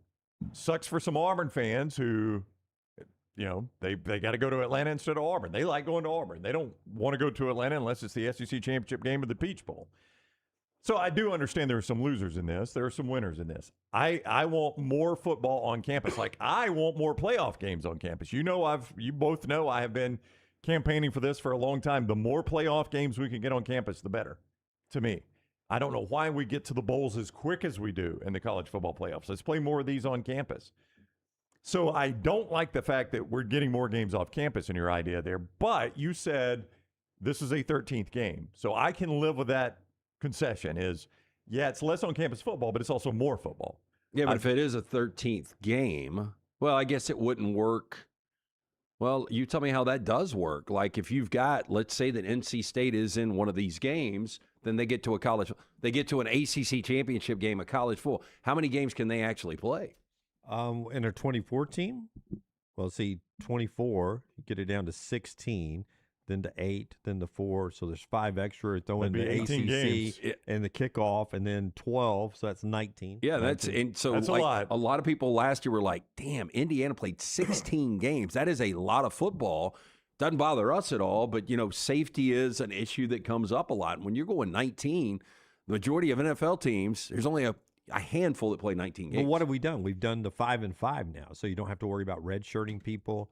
You're able to play your whole roster as long as you want to, as many games as you want to play them. Well, you're probably about to have smaller rosters, though. That's going to be, I think, a byproduct of how much they're having to spend on these rosters. Is that rosters will eventually shrink? I don't think it's around the corner, but I've seen no indication of that yet. No. Yes. I'm not saying that. Yeah. I'm just saying I think it is a natural evolution that as you're paying rosters more, you're going to want to have fewer people you have to pay, especially if they become employees. When television continues, the reason the Big Ten and the SEC are so fat right now are these television contracts. And sooner or later, if numbers start dropping because people don't want to see San Jose State and USC in week 0, you want to see these kind of matchups. Ultimately, TV is going to dictate this. Yeah. And when they hear ideas like this, and I'm sure they're already discussing it, it's not a bad idea because you would get some really, really good matchups. And listen, as far as I'm concerned, if you're in the MAC, the Sun Belt, the American, the Mountain West, the new Pac-12. Maybe those teams that most of them don't have a chance to make the college football playoff, even if we go to 24 teams. Maybe you can keep some of those bowl games that play on a Tuesday night or a Monday night or a Wednesday afternoon during the holidays. We can keep some of those bowls alive, the Idaho Potato Bowl and the Copper Bowl, if we still do that in Tucson. I used to love the Copper Bowl. Whatever bowls that you keep alive that host a lot of the MAC teams and the Sun Belts and the CUSAs, that's fine. But for those bowls that eat up what's left of the SEC, the Big Ten, and to most degrees the Big 12 and the ACC, let's just move those bowl games to week 0. Start the season off with these marquee matchups at those bowl sites. They're still able to help their charities, continue that tradition, and then we save the big boys, the peach, the cotton, the sugar, the fiesta, the rose, and the orange for the playoffs. What are the most missed bowls? I had a really cool Bacardi Bowl, Auburn versus Villanova, 1937. Down in Cuba, down in Havana? Yeah, they played it 7 times. Yeah. No, I don't remember it. No. But I just wonder what are the I remember the Blue Bonnet, the Tangerine Bowl. I liked the old Copper Bowl. I don't know why. It was played in Tucson at Arizona's stadium. Oh, I loved the Blue Bonnet as a kid because you? it was in the Astrodome. Yeah. And that was a big deal. I'm old enough to where dome stadiums used to be a rarity, and that was the one at the time. And you're like, God, they're playing inside a dome stadium, and I'd watch the Blue Bonnet Bowl. They never played one in the Kingdom, did they? I don't think they ever did had a bowl game. No. Yeah. God, did they? But back to that, I think there was a novelty when, Saban started scheduling these games we don't want to see anymore, the Auburn, Baylor, I and liked Mercedes. it live. Yeah, I mean, I liked it. It was fun back in the day because we really didn't see it. Yeah, at the time, I liked it. I'm like, oh, Alabama's going to play a one-off against Michigan. This is fun. Oh, Alabama's going to play a one-off against, whoever else. Oh, yeah, this is fun. But then after a while, you're like, okay, I've seen this. I'd rather these games be on campus. Yeah. My grandfather played in a game called the Refrigerator Bowl back in the early 60s at Jacksonville State. Oh, yeah, I remember that. Well, I don't remember it, but I've seen the lore of the Refrigerator Bowl when I went to school at Jack State. There was a Seattle Bowl, by the way. Was there? Yeah, in 2001, 2002 at Safeco Field. Damn, I don't remember this. Yep. I guess the only time football's been played at Safeco. I mean, think about this. 2001, Georgia Tech defeated Stanford 24-14. And in 2002, Wake Forest defeated Oregon 38-17. I'm just going to guess Reggie Ball was the quarterback in that Tech game. I don't remember. That's nowhere in my college football I'm memory. 100% with you. Yeah. Maybe, was that what started this trend, which I dislike, of playing the bowl games in baseball stadiums? We now have the Pinstripe Bowl, the Fenway Bowl. The first one was in Safeco. The second was in Seahawks Stadium. They were like, this sucked. Let's move it to Seahawks Stadium. Okay, so they moved it to Lumen? Yeah. Then it went away because the financials went away too. Yeah, I cannot imagine the city of Seattle turned out for a college football bowl game, which was as low tier as, by the way, the teams you mentioned. I remember you mentioning Georgia Tech and Minnesota. I can't remember the other two. Wake Forest and Oregon. Okay. Well, Oregon. Yeah. It's not bad. Yeah, in their backyard. Yeah, in their backyard. Yeah. All right. So more college football after we tell you about our friends at Central State Bank, a local bank right here in Central Alabama. It is the bank that is big enough to meet all your needs. They are large enough to meet your needs, small enough to know you. Dealing with a community bank is a big deal because you're dealing with people in your community. At Central State Bank, it is people that go to church with you, people whose kids play at the same ballpark as your kids, people who you see in the grocery store. Those are the people making the decisions that impact your financial future. From buying that first car to opening that first business, Central State Bank with you every step of the way. Large enough to meet all your needs, small enough to know you. Central State Bank, member FDIC. The College Football Spotlight is presented by Alexander Shunnarah, Shunnarah.com, Shunnarah.com. That is the place you go for all of your legal needs. Alexander Shunnarah, Birmingham guy, as I mentioned earlier, wanted to take care of his community. So when it came time to build a firm, he built it right here in his own backyard. 25 some odd years later, he's now got more than 150 attorneys, more than 500 dedicated team members under the same roof. Shunnarah.com. You don't pay a dime unless they win your case with Alexander Shunnarah. Shunnarah.com. We're coming up on second scrimmages for a lot of college football teams. That's the last scrimmage. It's basically the NFL preseason, except you're just playing against your ones and twos, however you're doing it in your camp. You're praying for no more injuries, that kind of stuff.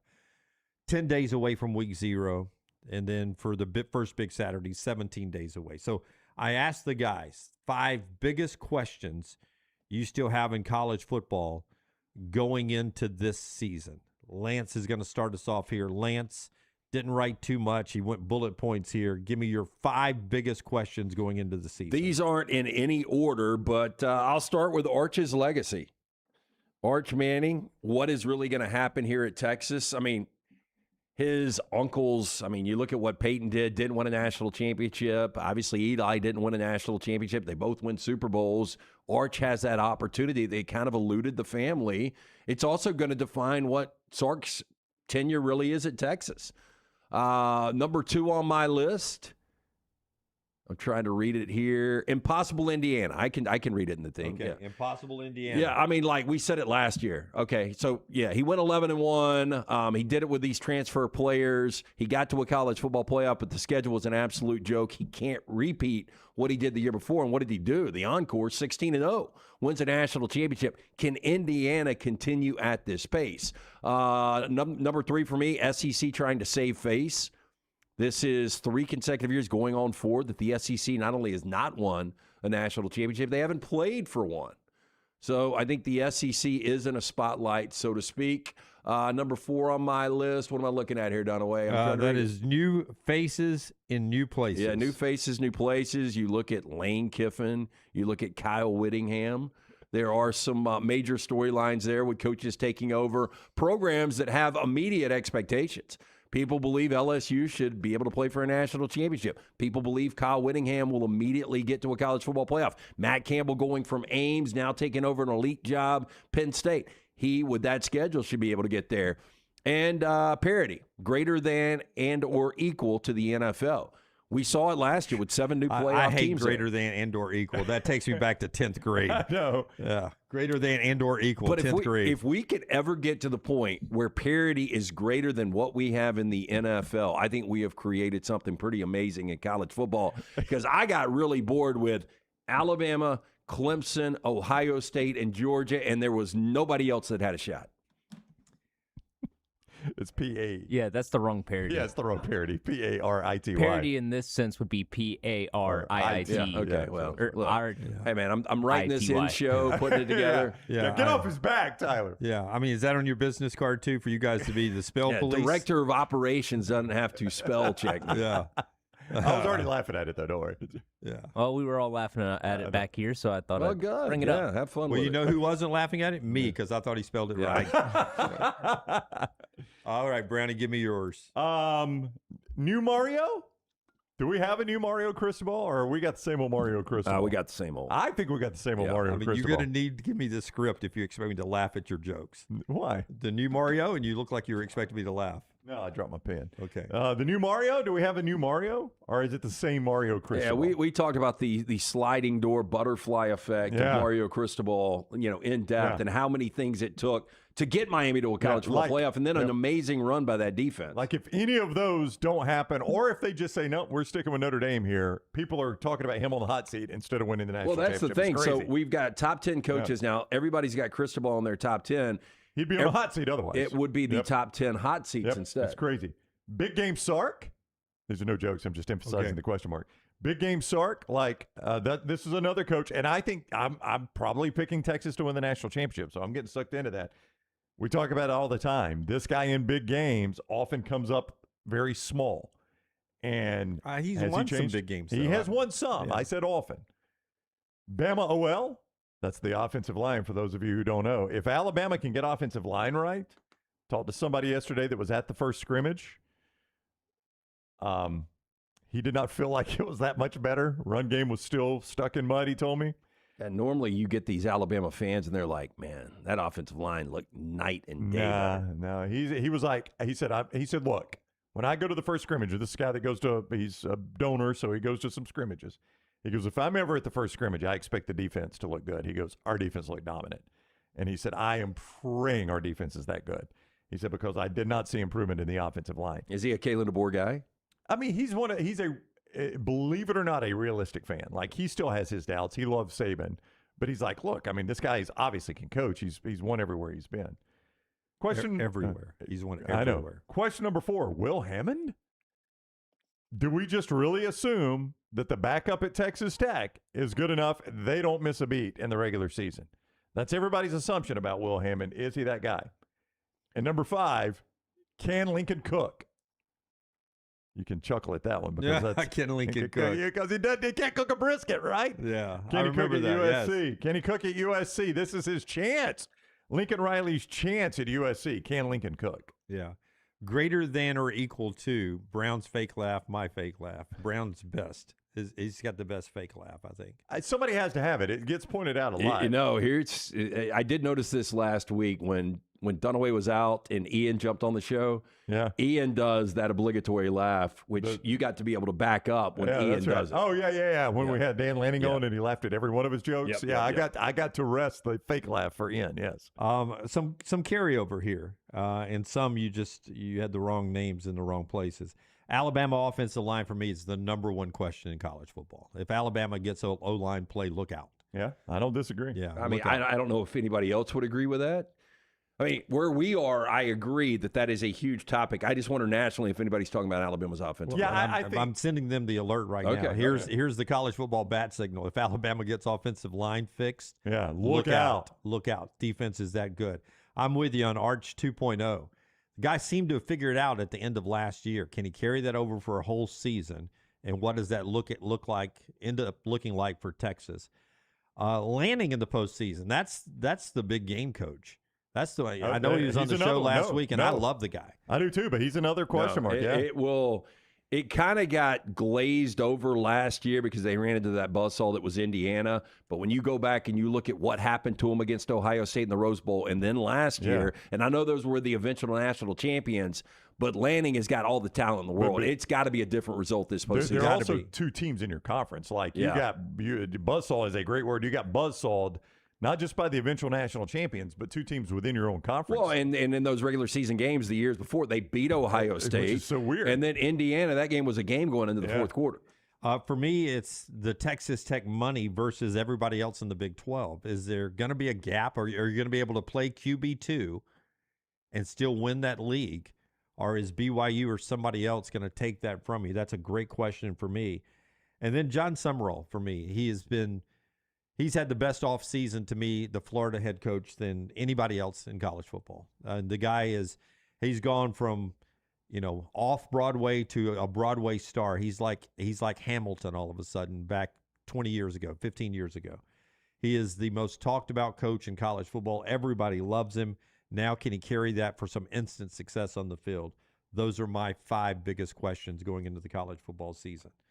We'd love to see yours as well in the chat room. Always open for you. Let us know your questions. We'll get to some of those and our 4 downs and our 40 and 40 team coming up in the next segment of the show. That's being brought to you today in part by our wonderful friends at Crane U LT. If you're changing careers, Crane U can help you, and they can actually come to your work site. Yeah, I mean, that's the great thing about Crane U. They've got a ton of different options for you, but if you are, at a crossroads right now trying to decide what that career is all about, maybe you're curious about a career in the crane industry, the first big step is getting certified, becoming fully compliant. Crane U is here to guide you every single step of the way, from first-time operators to seasoned professionals seeking the recertification. Our industry-leading training programs built for all experience levels, backed by a team with over 100 years of combined real-world expertise. Crane U delivers the knowledge, hands-on skills, and confidence you need to succeed in the field. Inspections, training, certifications, whatever you need, Crane U's got it handled. For more information, craneu.com. That is craneu.com. And our friends at Way to Wellness, if you put on some pounds sipping the pina coladas. I never can say that right. Pina? I think it's pina. Pina colada. Pina? Parody. Pina colada. Yeah, you say pinna. It's not pinna. Pina? Let's go daiquiris. If you've been sipping the daiquiris by the pool all summer. If you've been drinking and eating too much all summer, you packed on the weight, our friends at Way to Wellness can help you not learn how to say pina coladas. Is that close? That was closer. They can help you jumpstart your weight loss. They do it. They've got injection therapy, so those shots that help everyone start losing weight. They got meal replacements. I use these protein bars to help with bad snacking, prevent bad snacking. Find out what they can do for you. Leslie and her board-certified team, aplanforme.com. There's no contracts. There's no sign-up fees, and your first consultation's free. It's Way to Wellness. The website, again, is aplanforme.com. Facing time for a crime, huh? Got a list of charges looming over your head. 5-0 got your back up against the wall. Them alphabet boys trying to sit you down on that rack.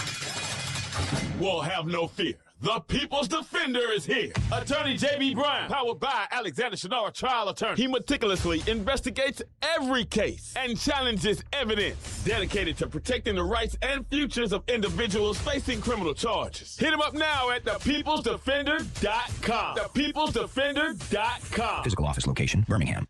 Hey, Lance Taylor from the Next Round to tell you about one of our favorite places for breakfast, lunch, and dinner. That is Hamburger Heaven since 1982. Hamburger Heaven has been serving Birmingham's best hamburgers, cheeseburgers, French fries, hand-spun milkshakes, and sandwiches made fresh to order. All of their ingredients are fresh and prepared daily. This includes their beef, always fresh, never frozen, hand-pattied each and every day. For breakfast, lunch, or dinner, visit any of the 4 locations, Highway 280, Irondale, Gardendale, and Homewood. At Central State Bank, we are large enough to serve you and small enough to know you. Manage your money with ease, whether it's mobile banking, hassle-free checking, competitive loans, business solutions, or personalized financial advice. We're your hometown bank with big-time service. Visit us today and experience banking made simple, because at Central State Bank, you come first. Member FDIC. Next Round shirts, Next Round hoodies, and Next Round hats all in one place, nextround.store. Find your favorite piece of gear from your favorite show and put it in your rotation. You never know, you might be in one of our videos showing Next Round gear being worn all over the world. Find all of your favorite Next Round gear by visiting nextround.store. Place an order for you and that big Next Round fan in your life at nextround.store. Look your best at work, at school, at the stadium, or anywhere you go wearing Next Round gear from nextround.store. Remember the name Way to Wellness if you're battling weight loss in your life. I'm Jim Dunaway from the Next Round. There was a time I was over 216 pounds until Way to Wellness helped me lose 45 pounds, and now for over 2 years, they've helped me keep that weight off. Here's their website, aplanforme.com, aplanforme.com. That's a great name for a website because there's no cookie-cutter plan. Everything is designed specifically for you. No contract, no sign-up fees, and your first consultation is free at Way to Wellness. Hey, let me tell you about our friends at Urology Centers of Alabama. Compassionate and comprehensive urological care with 35 physicians, 17 locations across Alabama. Their patient-centered approach to all of your urological needs. Remember, they've got that new men's health center. It is beautiful, helping men with a wide range of sensitive male issues in a comfortable environment. You can always go online, visit urologycentersalabama.com, schedule an appointment with one of their many urologists today. Storm season is here. Make sure you have a plan of action in place right now. Greg from Pell City and Storm Restoration Roofing should be your first call when storms hit. Insurance companies love working with Storm Restoration Roofing because of Greg Nelson's name and reputation in the industry. When storms hit, call Greg Nelson. He's local, 205-542-3531. He's the home of the free no-cost roof inspection. Greg from Pell City on Facebook, 205-542-3531. It's Storm Restoration Roofing. The 2026 Yellowwood 500 weekend is returning to the Talladega Superspeedway Friday, October 23rd through Sunday, October 25th. The triple-header chase weekend at Talladega features 3 days of high-intensity racing across 3 series, capping off with the Yellowwood 500 on Sunday. Guarantee your spot now by visiting TalladagaSuperspeedway.com or calling 877-GO-TO-DEGA. And enhance your race weekend by adding passes to the Talladega Garage Experience, the most immersive in NASCAR. 877-GO-TO-DEGA or TalladagaSuperspeedway.com.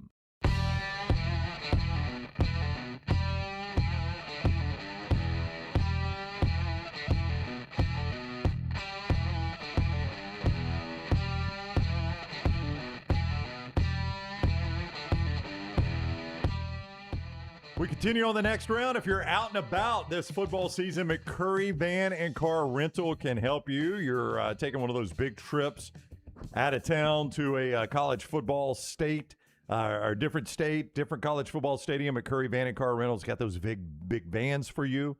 They got the cars, the trucks, the SUVs you need right there at McCurry, and they sure make it easy, man. In and out fast at McCurry Van and Car Rentals. And they've got the rentals you need. Throughout North Alabama, you can find McCurry Van and Car Rental. Athens, Muscle Shoals, Huntsville, Coleman, 2nd Avenue Northwest, Tuscaloosa. Reserve your rental today for that football weekend. 256-559-1003. 256-559-1003 or McCurryRentals.com. So if I asked you to go down your favorite betting sites list and give me the wild card teams that you think could make a run to the playoffs. Maybe you've talked about this team already today. Maybe it's Florida for some people. Give me a team or teams that you think would be a wild card team to actually make the 12-team playoffs. Yeah, Washington. I do think Washington, 9 wins, DeMond Williams coming back. I'm not a huge Jed Fish guy, but you start to look at Washington's schedule.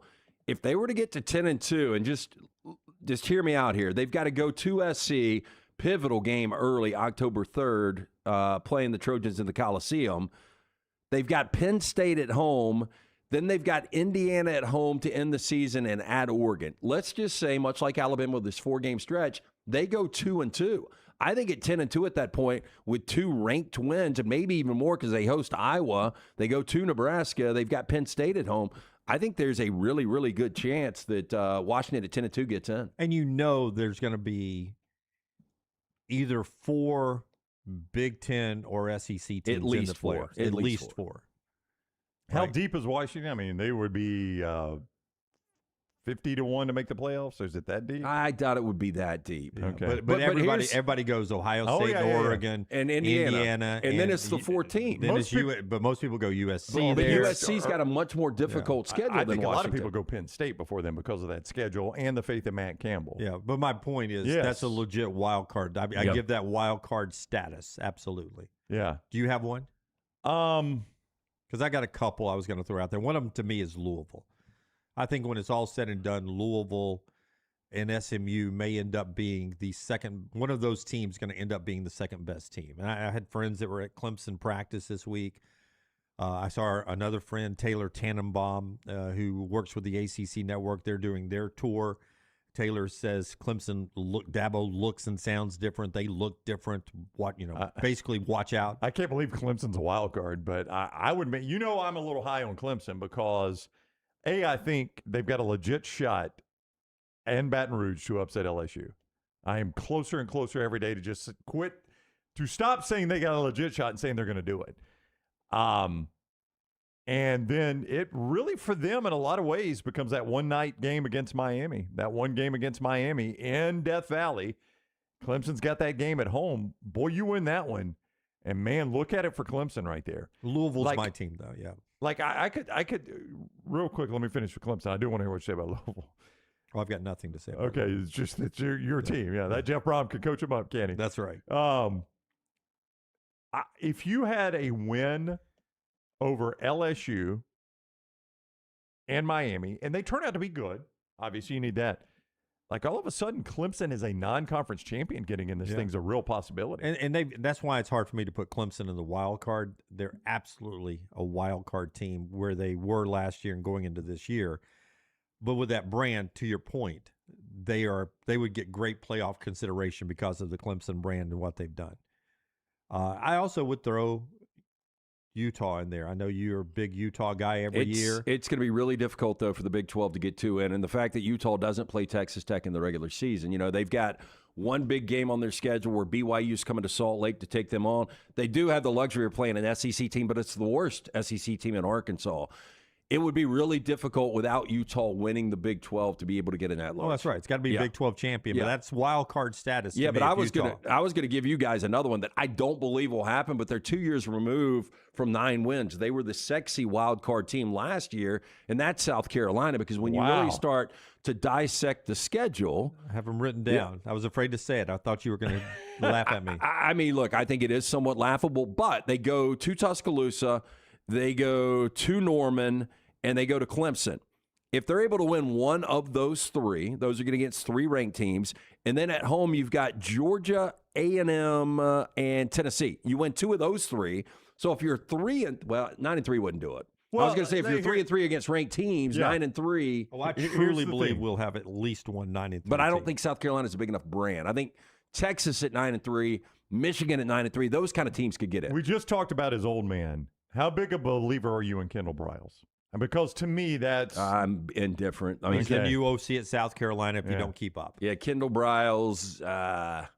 No, like if his said about Matt Patricia last year, I was like, I know, but I get you. Yeah. But I just wonder sometimes. Definitely an improvement, though, from Mike Shula. Yeah, but a lot of them would be. I just wonder sometimes if Kendall's last name was Johnson, if we'd even talk about him. Like, I just wonder how much He's worked with Lane along the way, Lane Kiffin. I mean, he's been a lot of places. He worked at Arkansas. Was he with Chad Morris at Arkansas? I think he was OC Florida State. I mean, he's been around, but I just wonder sometimes if we expect him to be more than he is because of the last name Briles. Yeah. 3 potential first-round draft picks on that roster. Yeah, and I don't know where that offense is. You know, we talked about his father earlier and how innovative it was at one point. It's almost like, you know, if Art Briles was coming back, it would almost be like Bobby Petrino last year at Arkansas. And to me, that's the thing with South Carolina. If Kendall Briles can get Lenora Sellers back to what Lenora Sellers was 2 years ago, you've got, I mean, that was a borderline playoff team that year. Yeah, and back to the fact that the SEC is so crowded, you know they're going to get 4 teams in. And, like, I don't know if you can just assume some of these teams are in. Like, we think Texas is in, but they weren't last year. Like, Georgia is the only SEC team that I would put my life on getting to the college football playoff. And Clemson was that team last year, and we'd all be dead. Yeah, that's right. Yeah, and when I say that with Georgia, I'm like, damn, but if. Yeah. I mean, Georgia could easily lose 3 games, couldn't they? Yeah, and not have a marquee big enough win out of conference that would get them in. Hoover Toyota. They drive us in our 40 and 40 every day. We give one team.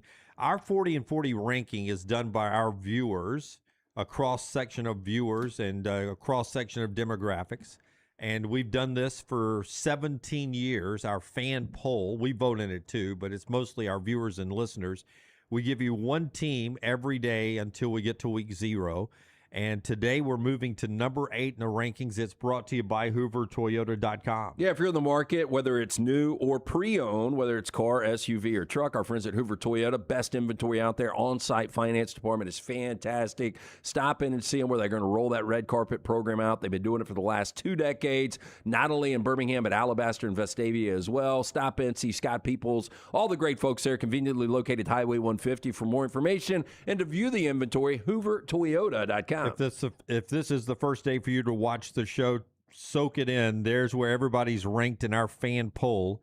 I started with Nebraska at 40. I won't read them all, but this week we've given you 10 LSU, 9 Texas A&M. Another SEC string, much like the AP and the coaches poll, all clumped there 8 to 12. Number 8 today, a little high, probably because of our demographic. Alabama comes in at number 8, voted on by our viewers and listeners. Here's defensive coordinator Kane Wommack yesterday about how big of a week it is in Tuscaloosa as they're making decisions. I told the guys this is a really big week. Decisions are going to be made in my mind about who takes the field against East Carolina based off of what you do this week. And I tell the guys I'm a human stock market, right? You know what I mean? Like, stock is up, stock is down, but there's a line that I'm going to draw of guys that we trust to go do their job at a high level that I feel like we can go put in the first game pretty much regardless of the situation or time on the clock or score or any of that kind of stuff. And so we'll ride with those guys. Doesn't mean that can't change as the season goes on. Doesn't mean that we can't add pieces to the puzzle as the season goes on, which we most certainly are going to have to do. But coming out of this Thursday, I have a pretty good idea of who we're going to be and who we're going to ride with. You don't have to worry about this defense. I mean, look, under 20 points per game last year. They were 13th total nationally, 297 yards a game. They were one of the best red zone defenses out there. They were great against the run. The thing you worry about is offensively, and I think Ryan Grubb is in the spotlight here. Like, everybody's going to talk about Kalen DeBoer, and if you do want to see the difference between a Nick Saban and Kalen DeBoer team, look up physically up front, that offensive line, and then look in the backfield. You know, not only did they only average 3.4 yards per carry, you don't have Derrick Henry and Bo Scarborough, Mark Ingram, Eddie Lacy, Damian Harris, Jam Miller, Daniel Hill. Somebody's got to step up in that backfield. They do, and unfortunately, I mentioned I was talking with a booster yesterday it was at the first scrimmage, and he said, I love Daniel Hill. Kid plays his tail off. He said, but he's running in quicksand. He said the only explosive back we had was A.K. Deere, and he was at the scrimmage where Deere got hurt, and he was like, man, you could just feel as soon as he got hurt, because everybody had seen the explosion Deere could have, because he got hurt on a long touchdown run to prove that point.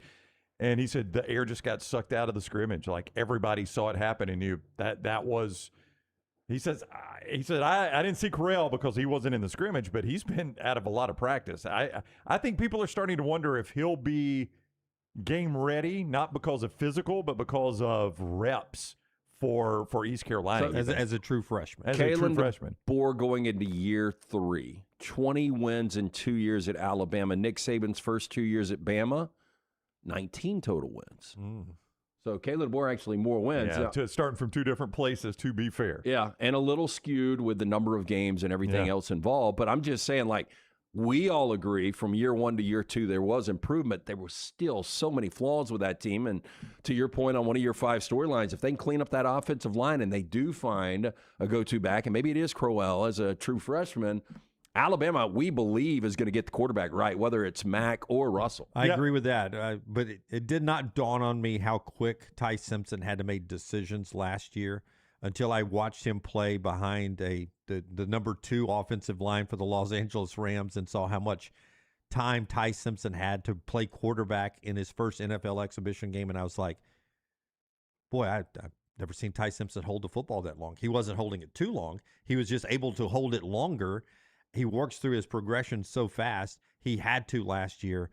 You gotta protect these young quarterbacks so much. I can't expect Austin Mack or Keelan Russell to have the decision making that Ty Simpson had last year. That was Ty Simpson's superpower last year. Yeah, it wasn't just the inability to run the ball; it was pass pro too. I mean, they gave up over 30 sacks. Yeah, and how many did he bail them out? A lot. Yeah, not just with his escapability, but also his quick decision making and to throw it away. So the quarterbacks, I'm not worried about. And I'm not worried about the defense either. And I'm not worried about the schedule. You know, we talked about T-Bob Hebert. Great schedule. Yeah. He was talking about, like, all of these SEC schedules are really difficult, but this is a ready-made championship schedule because everybody's going to have 4 difficult games. And Alabama's got the benefit of 4, at least on paper, difficult games, 2 on the road, places they've had a lot of success in Knoxville and Baton Rouge, and then A&M in Tuscaloosa. When is the last time A&M, it was Johnny Manziel. It was the last time they won that game in Tuscaloosa, right? No, they played a Kellen Mond team, did they not? Well, no, I'll tell you, it was COVID year, wasn't it? Was that the last time A&M came to Tuscaloosa? Yeah, Jimbo Fisher brought Texas A&M in. Okay. They had the ball late. Yep. Texas A&M did, and if they'd scored, they could have gone for 2 and tied it up, I think was the situation. And then Alabama maybe tacked on a late score. Yeah, but I'm talking about winning the game. Oh, winning the game. My apologies. So that has been Johnny Manziel. Yes. Yeah, Alabama's had success against both Georgia and A&M in Tuscaloosa, so the schedule just lays out perfectly. If they split those games, they should be 10-2 back in a college football playoff. I do like that schedule. Sexy offseason, upset alert, Mississippi State for some reason. It's in Starkville. I don't know why people are picking that. South Carolina has unbelievable talent at some positions. Florida State did it to them last year and should be better than they were last year. And Kentucky, that first SEC game on the road, we talked about that yesterday. That just feels like it's going to be an ugly 21-16 type game.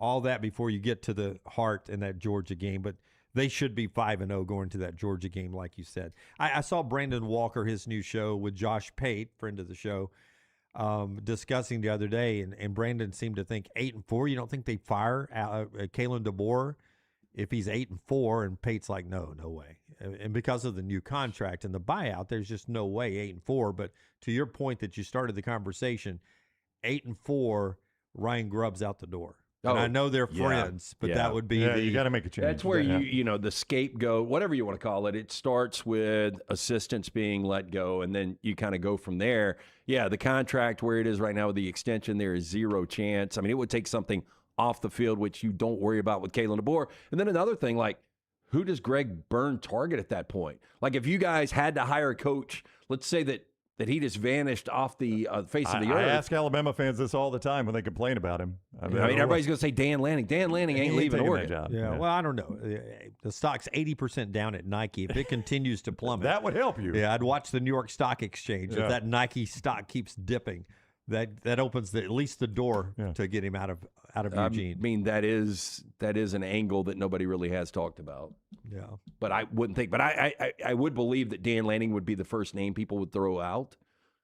Here's Kalen DeBoer back at SEC Media Days. And Kalen DeBoer, for those that have never met him, is one of the nicest human beings you'll ever meet.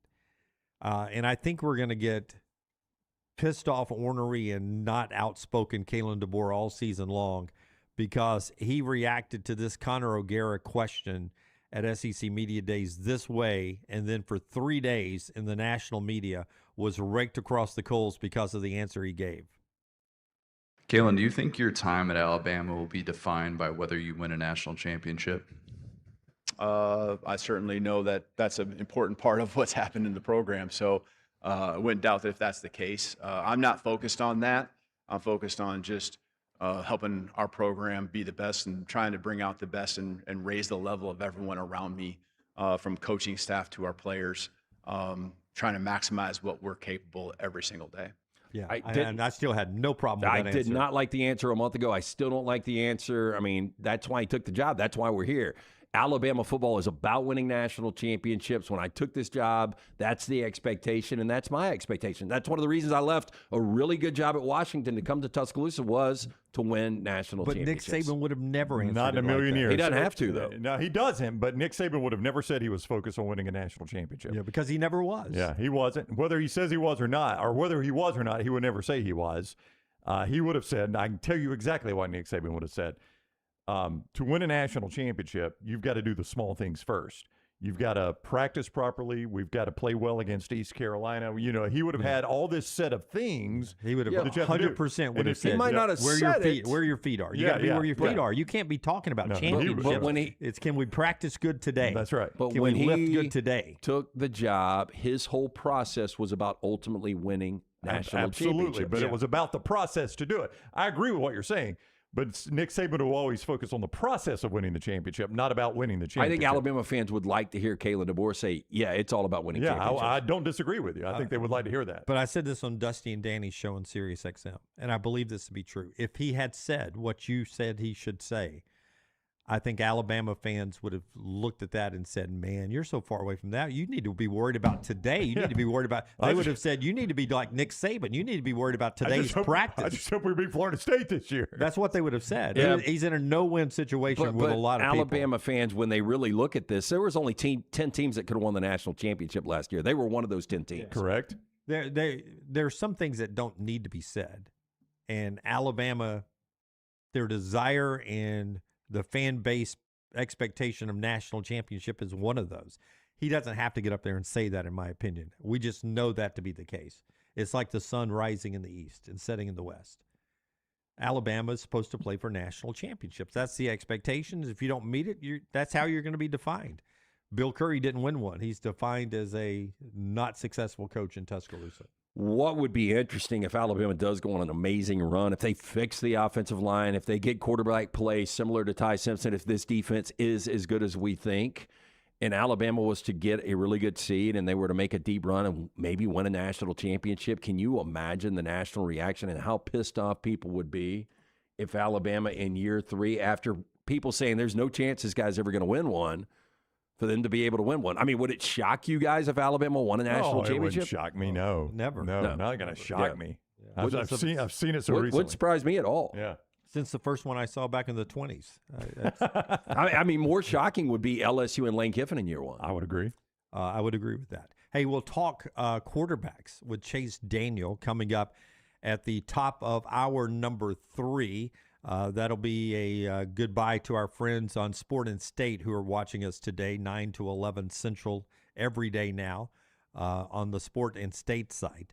For your next round, listeners, hour number 3 coming up, Chase Daniel will be with us to talk quarterback. One more thing, we'll say goodbye to the Sport and State folks right after we tell you about our wonderful friends at Michelson Laser Vision. Tell us about Michelson, LT. Got the procedure done way back in 2003. Dr. Mark Michelson, the first to perform the laser procedure in the state of Alabama way back in 1995. I've got the 2015 vision still 23 years later, better than 2020. Make the phone call that I made. When you make that call to 205-969-8100, ask for Amy Toe. The next round, Cynthia. She's going to hook you up with a hassle-free consultation. You have 0 to lose.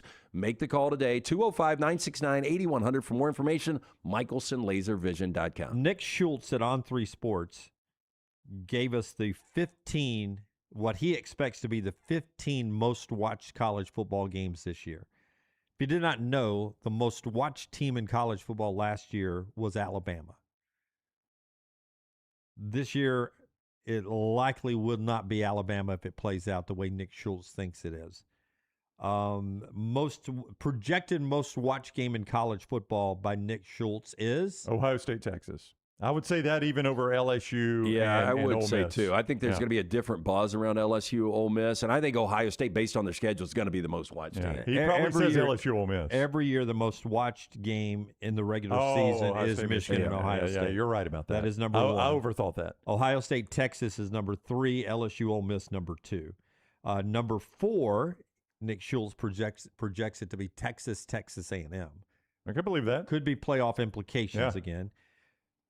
Because it's the first weekend, Clemson LSU is in at number 5. It would not be up here if this game was like week 8, week 9. Yeah, I mean, a game like Georgia and Tuscaloosa seems like it means more. Alabama, Auburn, week 6. Miami, Notre Dame, week 7. Alabama, Georgia, week 6. Okay. Alabama, Auburn, number 6 on the list. Okay. Miami, Notre Dame, number 7 on the list. I think that will be tremendously high. Yeah, too far back. Yeah, I agree with that. Yeah, I mean, that's Miami's game, and that's really Notre Dame's game. Now, keep in mind, in terms of TV ratings, that is on a very crowded Saturday as well, if you'll remember. It should be opposite of a really good SEC game. Maybe Bama LSU. Yeah, or Georgia Ole Miss. Yeah, I think it's one of those two would be your primetime likelihoods. Yeah. Georgia, Alabama, 8th on the list. Oregon, Ohio State, 9th on the list. Texas, Oklahoma, Red River on 10th on the list. Georgia, Ole Miss, 11th on the list. Oklahoma, Michigan, 12th on the list. Oklahoma, Georgia, Ole Miss, Texas, Alabama, Tennessee. That's your top 15 projected most watched games. What should stand out to you there is Fox has the number 1 game. Always. They start with that one. Michigan and Ohio State. Yep. NBC has the 7th most watched game, Miami and Notre Dame. Fox has the 9th one in Oregon and Ohio State, and Fox has the 12th one with Oklahoma and Michigan. Other than that, none. I'm being honest. And by the time we get there on November 28th, maybe it's different. There are 4 regular season Ohio State games I would rather see than Ohio State, Michigan. You guys correct me if I'm wrong. At Texas, what would you rather see? Yes. Number 3 on that list, yes. At Indiana. Hard to say, but yes. Not on this list, ironically. No Indiana games. Yeah, that is kind of weird. Ohio State, Indiana is a big game. Halloween in the Coliseum against USC. I agree with you. Not on this list. And then Oregon, Ohio State in Columbus. All those feel like they're more meaningful. Yeah, they do. 9th on the Nick Schultz list. We talked to the great Chase Daniel. Boy, his content is tremendous. He joins us on the other side. Goodbye to the folks at Sport and State today. We'll see you again tomorrow at 9 a.m. Central Time. The show today being brought to you by, man, I love this, Mo Mike. Tell us about Mo Mike. Yeah, Mo Mike, if you are in the market right now, maybe the backyard's an eyesore. I've been there before. Maybe your deck's falling apart. I was just there. One of the reasons I reached out to Mo Mike Construction LLC, premium deck and outdoor living. At Mo Mike Construction LLC, they believe a deck is more than lumber and screws. It's where birthdays are celebrated, families gather, friends laugh, memories are made. Every project designed with your vision in mind, built to stand the test of time, because they know you're not just investing in your home, you're investing in your lifestyle. Don't settle for an ordinary backyard. Build a destination your family and friends will enjoy for years to come. Call Mo Mike Construction LLC today for your free consultation. Call Mike. Tell him the next round sent you. Let them build the outdoor space you've always imagined. 205-746-9901. Again, write this down. 205-746-9901. It's Mo Mike Construction. Take the next round anywhere you go with official Next Round gear. Buy yours today at nextround.store.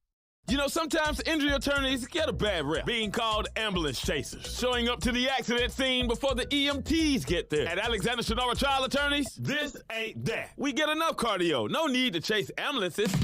Look, if you're injured in any type of accident, don't accept a dime from the insurance company. Hit up the Gators of the litigation situation. Alexander Shunnarah Trial Attorneys. Call 659-777-7777 or AlexWins.law. Call me, Alabama. Physical office location, Birmingham. Sterling and the fine folks at Champy's Chicken on Highway 119 in Alabaster want to welcome you in for a great lunch or dinner starting at 11 a.m. every day. Chicken that's brined overnight and cooked to order, and the taste of the Delta with those Delta recipe tamales. Champy's is perfect for all your tailgating needs this football season. You can also choose Champy's for your next party, wedding, or birthday.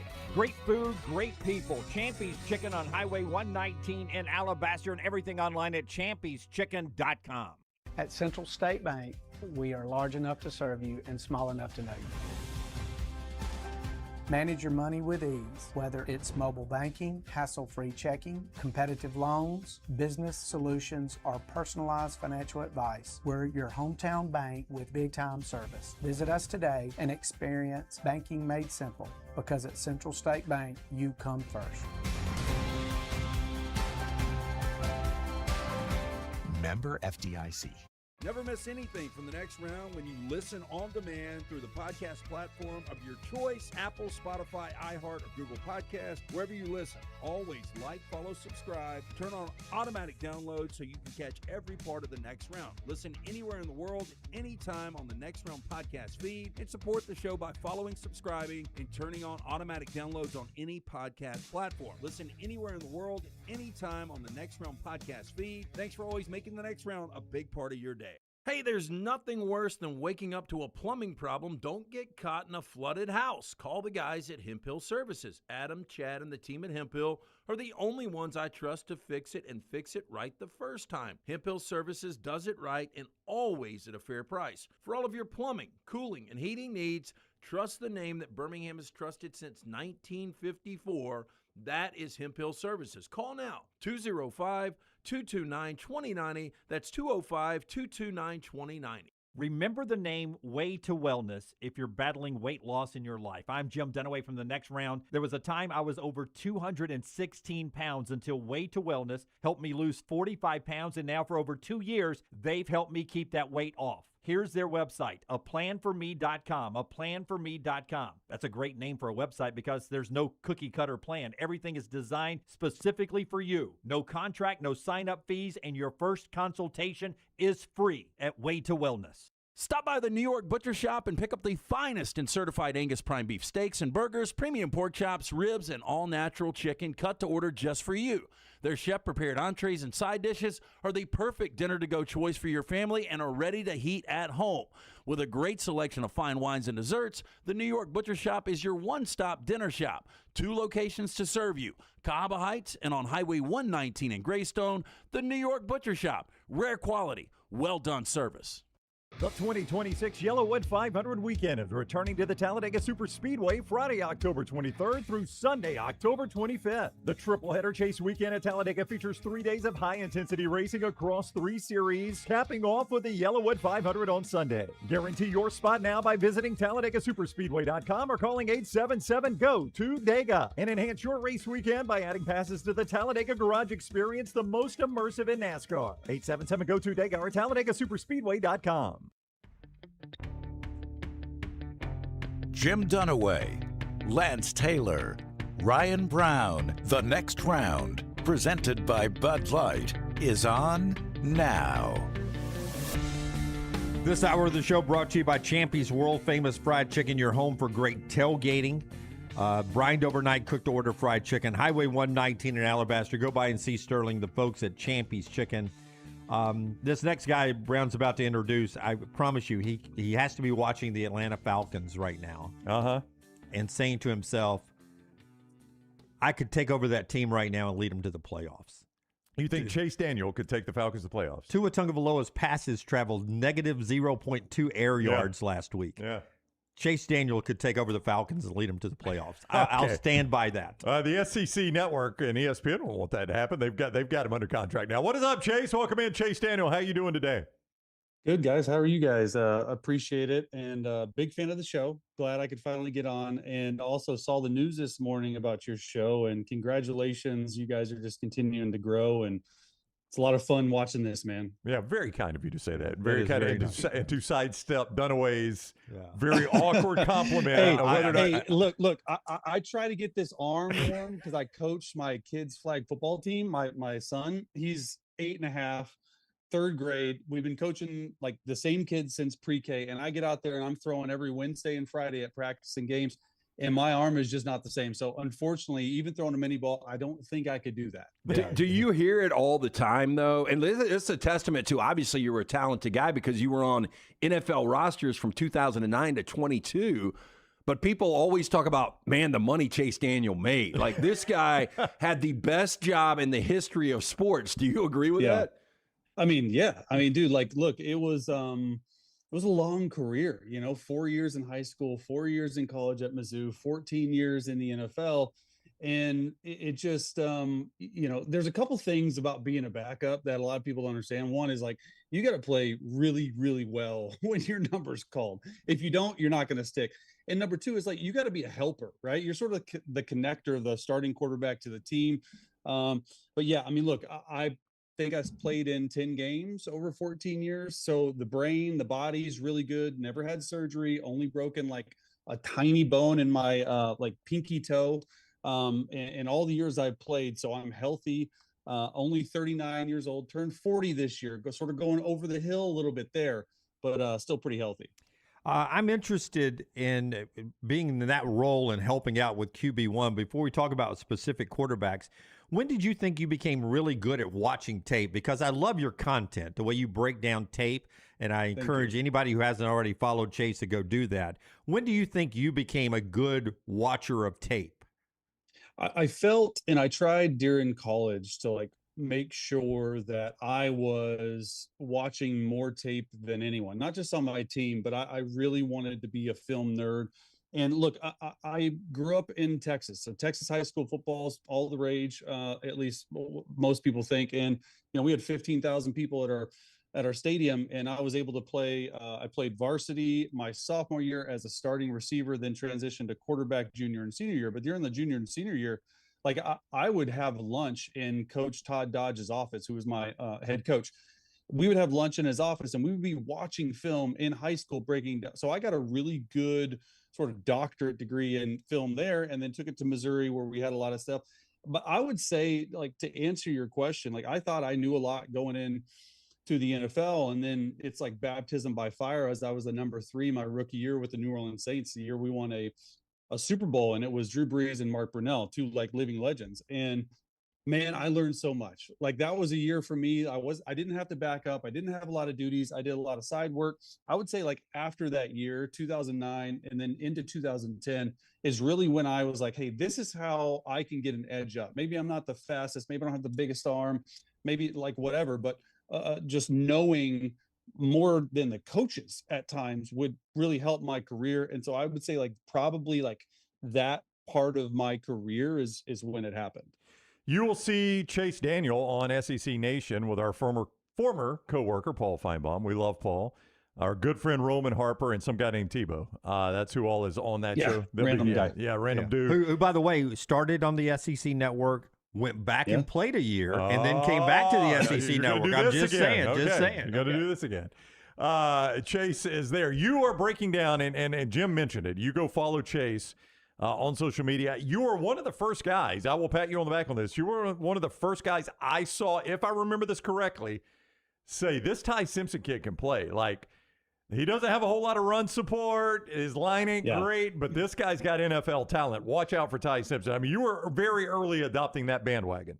Yeah, and look, it's one of those things where if you play the position and you know anything about quarter, you just sort of, there's just sort of a light bulb that goes, I watch so much film and I watch so much tape, and especially around draft time, like I'm going back through, I can't watch everyone during the season because I'm following NFL, then we're doing SEC stuff. But when I turned on his first game, I remember it was like, I'd watched him live in person, but when I'm actually in my coach's station at home, I have like a coach's film station, I'm watching it. And unfortunately, the first game was the University of Missouri. And I'm like, oh my God, like we had this dude beat. And then the fourth quarter of the University of Missouri game, to me, really showed, because we had a pretty good defense last year, and it was, whatever. That showed me like big time throws, staying in the pocket, the arm strength. I think the thing that stood out to me throughout the entire process, and we had him on our YouTube channel, he broke down his own film. First of all, his dad's a coach, so he's got that coach mentality. And so he's a gym rat, he's a film rat.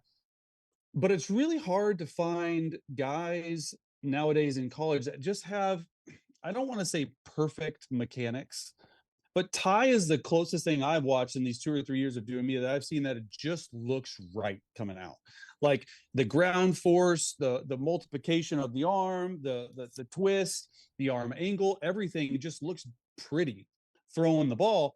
And then you're like, okay, how's he doing a tight pocket? Pretty good, because he had a lot of those at Alabama. His offensive line was not great at all. There was no run game. The running backs like averaged less than 3-4 yards a carry. It was brutal. So he had a lot on him. And then so I'm looking at possible teams, and I remember like tweeting when I'm like, dude, the Rams would be perfect for him.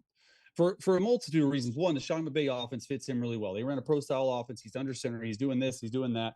He doesn't have to play right away. There's no pressure. He can go in there and learn. And then he does what he does against the Chiefs. I get it. It's against backups, but you still want to put your best foot forward. And I know the Rams love him, but he was one of those guys. I'm like, this dude could play a long time in the NFL. Mike Elko obviously has done a hell of a job in 2 years there in College Station. And, I brought this up a couple of weeks ago, and I think a couple of days ago. Marcel Reed is one of these quarterbacks. If he goes from 2025 a C+ or a B to a B+ or an A, how good can this A&M team be? You've looked at a lot of Marcel Reed film. Where is he right now, and how many more steps can he take, and what's that ceiling look like for Reed? I still definitely think there's some steps to take. You watch, excuse me, you watch his good games and you're wowed, and he's playing on time, he's playing on rhythm, but he's really not getting through more so the first or second read. And then you watch his bad games, and those are games where they're getting pressure on him. He's having to play out of context. Obviously, he's a really good scrambler, and he's playing within conflict, and there's a lot of and he has to get to his third read. It doesn't happen. I think that's the next step in his game, is like getting through his progressions. They run a lot of RPO. Like this year's going to be tough. Like I think A&M, were they ranked 8 in the AP poll? I thought that was high. Look, I think they'll be fine on defense. The biggest thing offensively, though, is their offensive line. Like they lost 4 of, I think, starters last year. They returned their center. So how does Elko handle that? How does that affect Marcel Reed? If they can get their offensive line, obviously you lose Casey Concepcion, all these things. They lost a lot of offensive weapons, but I love Mike Elko. I called an A&M game last year. It was like that bye week where they played not an SEC team, like late in the year. And he was just really open. He's like, dude, I really like this Marcel Reed guy. And look, my time with Mike, like he's one of the best in the business. Like there's no nonsense. He has a rhyme and a reason. There's a way that he likes to do things. So it'll be interesting to see how he handles that offensive line. We're 10 minutes into the interview with Chase Daniels, so we're contractually obligated to ask you a question now about Arch Manning. It's like the Dallas Cowboys on ESPN. Eventually, you've got to talk about the Cowboys. We've got to talk about Arch Manning. It looked like the light bulb went off for him late in the year. To a fan, that's just me. For you, did the light bulb go off for Arch Manning? What changed from the first half to the second half of the season? And is it something he can improve on this year? Yeah, I mean, I think expectations are where they should be for Arch. I thought they were really high last year without even playing a game. And then obviously the Ohio State game sort of got into his mental capacity on like, hey, what we're doing in there. And once again, I called the game right before conference play down there, and I got to sit with Arch for an hour and just chat. And he was asking me questions about playing the position. I know he's talked to Colt McCoy quite a bit. And what I got out of it, it was just like, I need to play more free. Right. I need to just go out there and just forget about everything and just go out there and play. And I mean, you saw it capped in the bowl game, 4 touchdowns. He's a much bigger, like, dual threat than people think, 2 touchdown passes. And then they hit the transfer portal. Right. I think the biggest thing for him is you go out and you get Cam Coleman, you go out and you get Hollywood Smothers, Raleek Brown, all these guys, along with Rasheem Biles. I mean, their transfer class at Texas is loaded because they know this is the year for them. I think that surrounding Arch with the people that they did, I don't think there's any excuses. I mean, there's a 6-game stretch, I think, doing my notes for SEC Nation a couple last month, there's a stretch of 6 games where he threw 14 touchdowns, 2 picks. That's the type of Arch Manning that I know can play. He played way more free toward the end of the year. And I think that's really important for Arch to start this year. Obviously, like you get a cupcake week 1, but then Ohio State week 2 is coming into town. That'll be a big game for UT.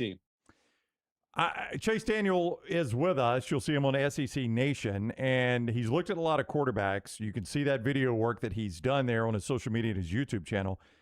I want to ask you, I want to connect 2 quarterbacks that you've broken down because they're both getting new coordinators, new play callers in their ear. One is Trinidad Chambliss, who had a career year, and the other is Lenora Sellers, who had the worst year of his career. So new coordinator, new spot for those guys. Can you tell me how you think that might impact either positively or negatively both those guys? Yeah, I mean, I'll start with Trinidad Chambliss. To me, Chambliss is one of those guys who I think is probably the best returning quarterback in the country. Definitely the SEC. Dante Moore's up there. I get it. But what Trinidad Chambliss did last year, I mean, dude, in August, he was taking number 2 reps. And he wasn't even named the starter. He got there on campus late. And so to throw for almost 4,000 yards, run for another 500, you're throwing 22 touchdowns. I mean, 30 total touchdowns. I mean, the year he had, and then you watch him, and I know he came back for another year, but I'm thinking like this dude, what really stood out to me for him was his playoff run. His playoff run was awesome. Threw for almost 300 yards. And they're 16 seconds away from advancing. And so for me, how does he handle the loss of Lane Kiffin? How does the new offensive coordinator handle him? And I think that's a big question mark. But when you got Kejuan Lacey and you got the best returning starting quarterback and the best returning starting running back in the conference, you should be really, really good. And then you look at Lenora Sellers. To me, like I watched him 2 years ago, and I'm like, this dude is a freak. Like you watch him getting out of stuff, you watch him throwing. If he would have come out then, he probably would have been a first-round pick. And just sort of struggled last year. He didn't look himself. He didn't feel like his footwork was really good. I think that, with Beamer, this is a big year for him, not only for South Carolina, right? But it's for the NFL draft. And that's what a lot of these guys are looking forward to. Obviously you want to have a good year, but I think Beamer and Lenoris are one of like 4 or 5 SEC teams that return their head coach and their starting quarterback. So they're going to be in the mix for sure. So it's just a deep middle of the pack in the SEC. When you played in Columbia, you played for the greatest coach in Missouri history, and Gary Pinkel, and now you sit there and you look at Eli Drinkwitz. Such an interesting study because you take away 2020, his first year, in 5 years, he's averaged 8+ wins. So he's done a good job there. It's just always on that brink of between 20 and 25, which is a really good season.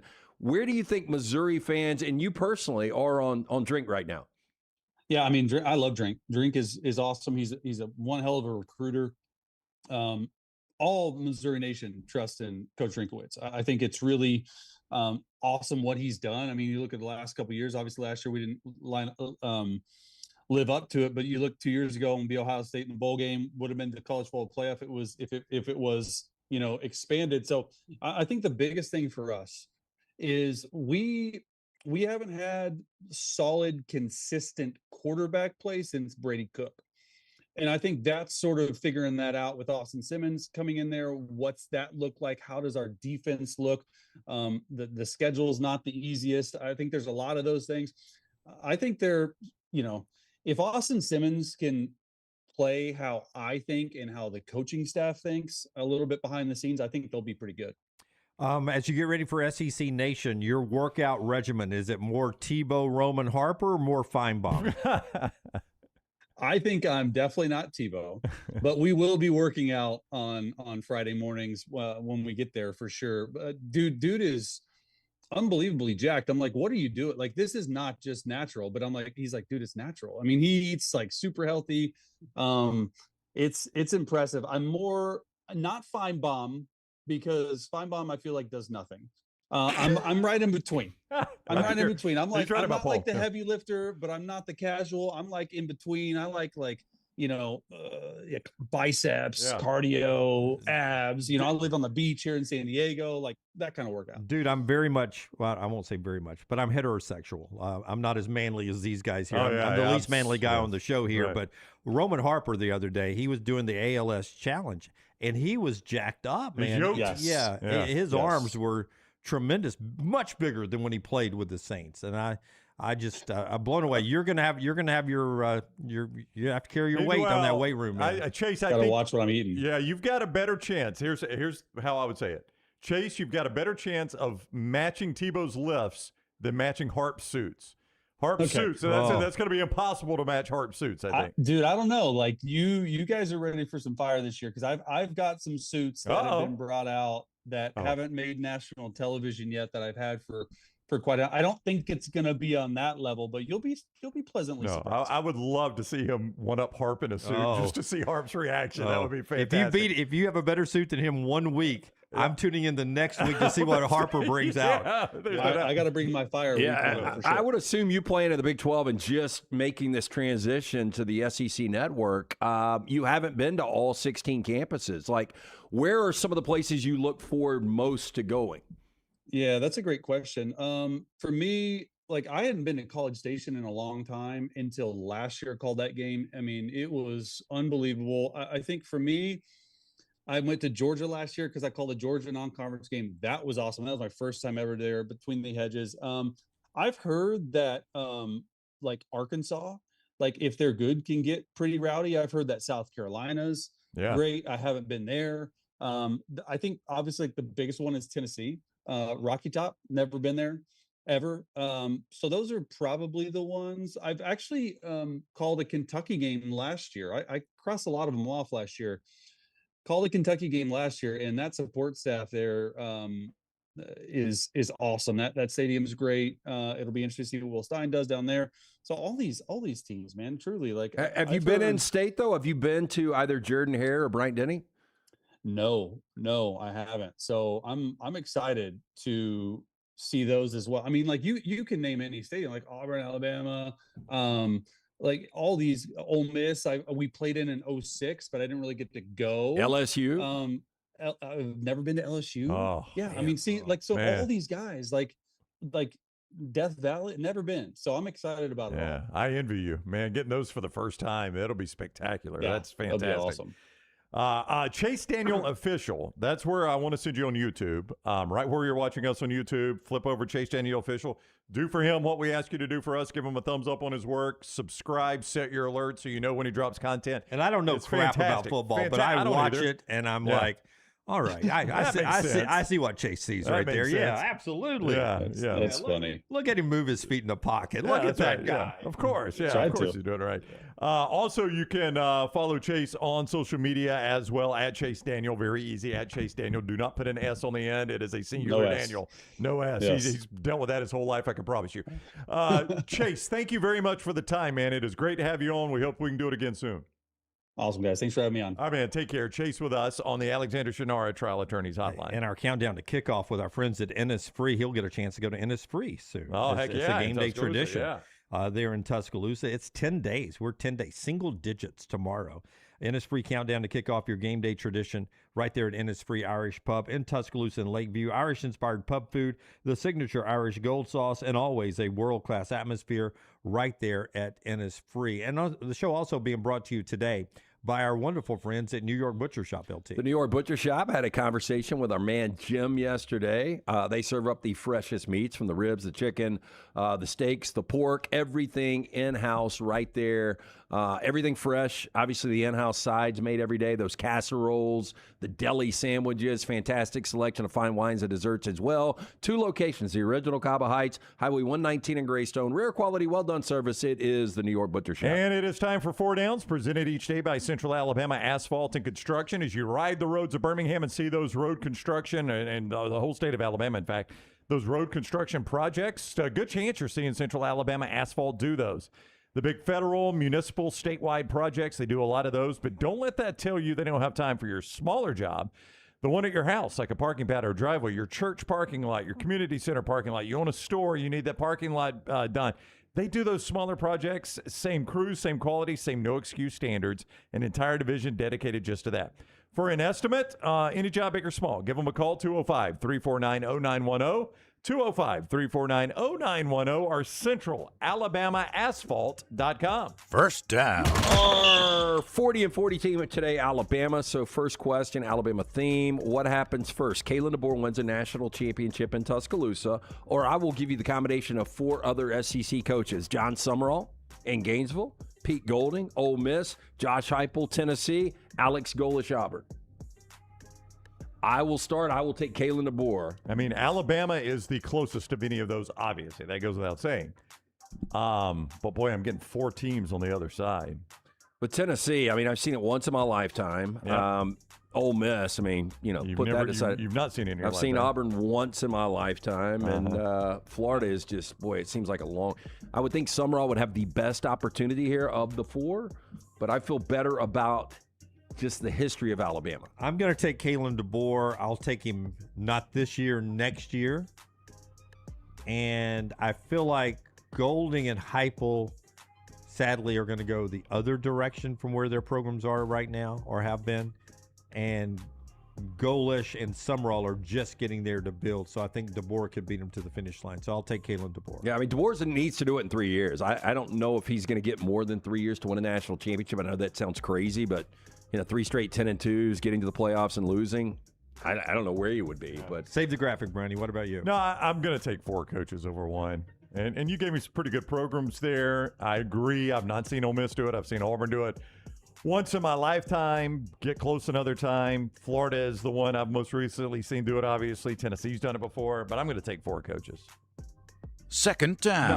Not a referendum for me on DeBoer. I'm still big on DeBoer. I think he's going to win at Alabama. I think he's going to win a championship. But you give me 4 coaches versus 1, I'm going to take the 4. Yeah, I've already projected the 2027 national champions I noticed are that, Alabama. Yeah. Your pick is in. The late Matthew Perry would have been 57 today. Kirk Cousins is 38. Better career. Matthew Perry of Friends or Kirk Cousins now of the Las Vegas Raiders? Oh, wow. Matthew Perry, instantly I was thinking of Steve Perry from Journey? No, the guy on 90210. Oh, Matt.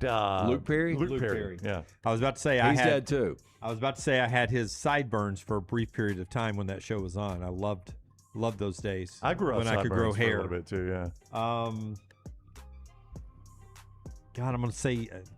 I think you've got to go Matthew Perry. When you've got one of the friends in the mix, you're right about I've that. never been a fan of that show, but it's like when I argue against one of the Beatles and the chat rips me apart. No, I agree. I think you got to. I didn't think it was funny. I thought the show was awful. Yeah, but it was I would probably go success. Matthew Perry. But 2 really good romantic comedies too. The whole 9 yards. Good flick. And then with someone in Las Vegas where ends up. He's married to her, but she's in the mob, maybe. It may be called Married to the Mob as I do it. I don't know. Can't remember the name of it. Married to the Mob was late 80s. It was not that. I know the one you're talking about there, but I can't say it. I liked Whole 9 Yards. I did too. It's Whatever Happens in Vegas or something. I've never seen it. Salma Hayek, maybe. That's who it is. Yeah. So 2 good romantic comedies there. Let me. Good might be a stretch. Let me go Matthew Perry. I mean, you get to see Amanda Pete's breast in Whole 9 Yards. Very, very, very out there. No, we've said it before. Before the Mach 3, Amanda Pete. I would say I'm with Tyler. When you go with a friend, you have to you gotta side with the member of the Friends cast. Like, he's probably one of my least favorite members of the Friends cast, but he's still one of them. He's still like Ringo. Yeah. Very short run, and I know Dunaway liked it too. I liked Studio 60 on the Sunset Strip. I thought that was a pretty good show, Aaron Sorkin show, but a very short run. It just never latched on. Sort of a behind the scenes of Saturday Night Live. Yeah. Fools Rush In is the movie they say in the chat. Fools Rush In. Yep. Man, the chat. You guys, very smart people. You guys can take my snippet of movies and diagnose them better than these guys now. Well, Matthew Perry wasn't in a lot, so that's true. You can't narrow it down quickly. Carl Ravage still getting work, by the way. Yeah, I read about that. I think there was a negotiation. Carl Ravage is at the Little League World Series, because it was the middle of baseball season, I think he is still out at ESPN, but I think there was a negotiation to wrap up what he had already committed to doing, as I read. I don't know. Third down. One of the great offensive tackles of all time, Anthony Munoz, 68. One of the, cheesy sitcom stars, John Stamos, 63. Better, ultimately, the career Stamos. Stamos had, like, Derek Jeter-like off-screen success. Yeah. I would go Munoz. I thought he was fantastic. Played in multiple Super Bowls for the Bengals. Munoz, not even close, but Stamos was a heartthrob. He was. I mean, women loved him. You can make an argument Munoz best offensive lineman ever to play in the NFL. Yeah. You could make that argument. Not saying it's an accurate one, but you could certainly make it. He's in the conversation. Yeah, he's in the conversation, no doubt. His best OL all time. Stamos is just he's a heartthrob. Randomly, again, the kickoff party, 8 days out, Tattersall Park, walk-ons. Like 3 or 4 years ago, he's sitting at the bar having a beer at that walk-ons. And I was like, you have got to be kidding. I got to walk Munoz up. was? Yeah, I fanboyed him. Wow, what was he doing in town? Yeah, he had a buddy.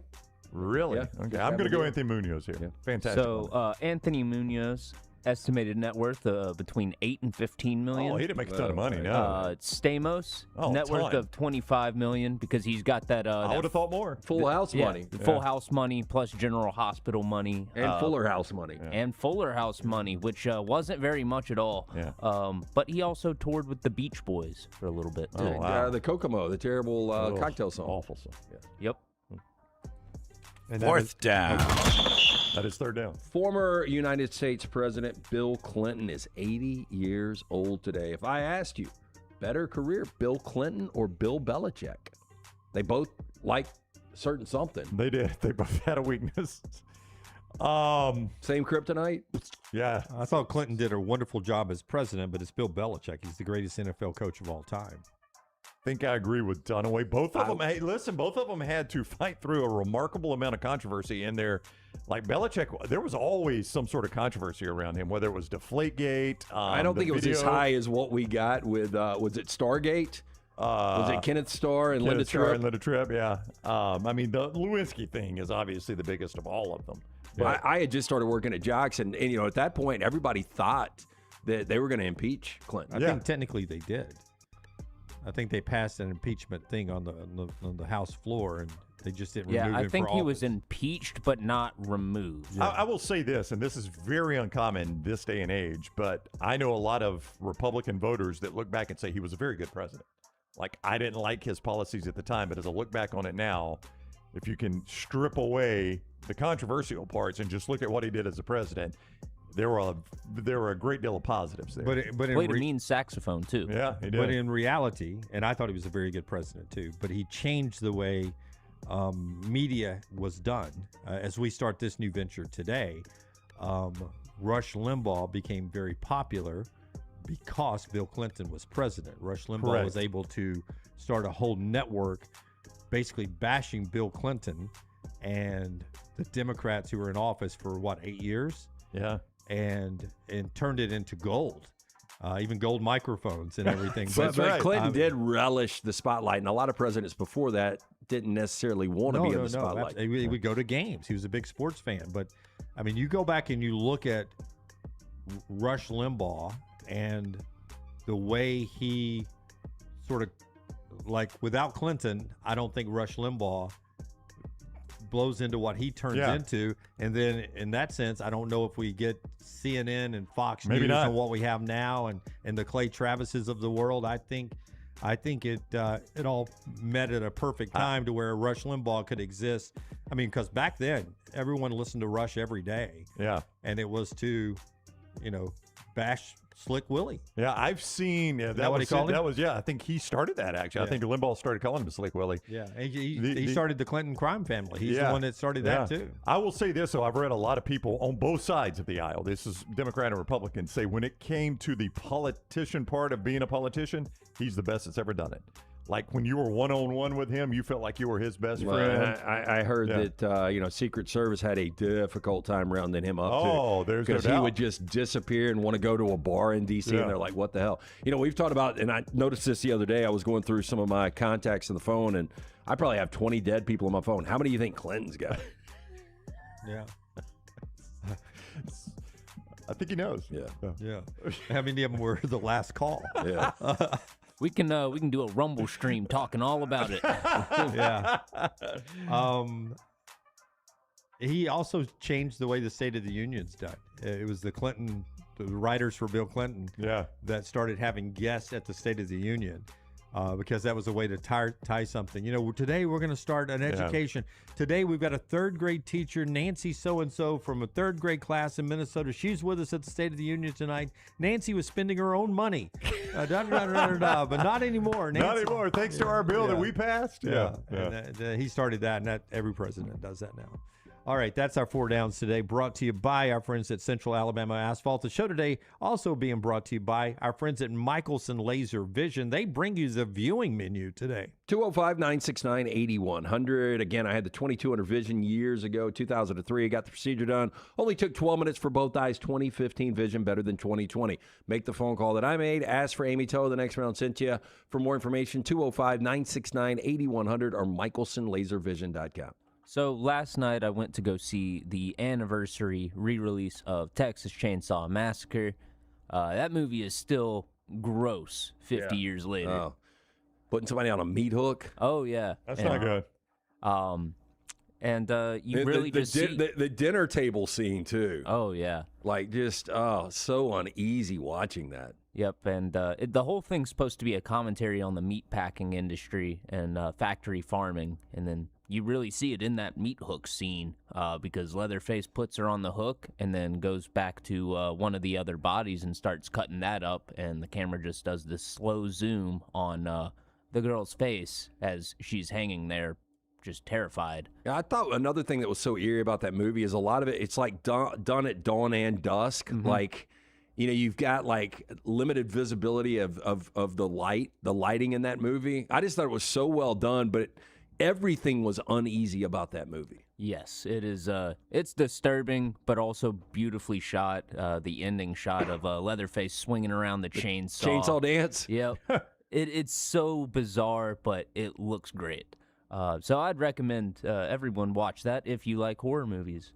Tonight, I will be back at the theaters for another anniversary re-release, 35th anniversary of Point Break. This is the last day it's playing, and then I got to go. So tonight, where?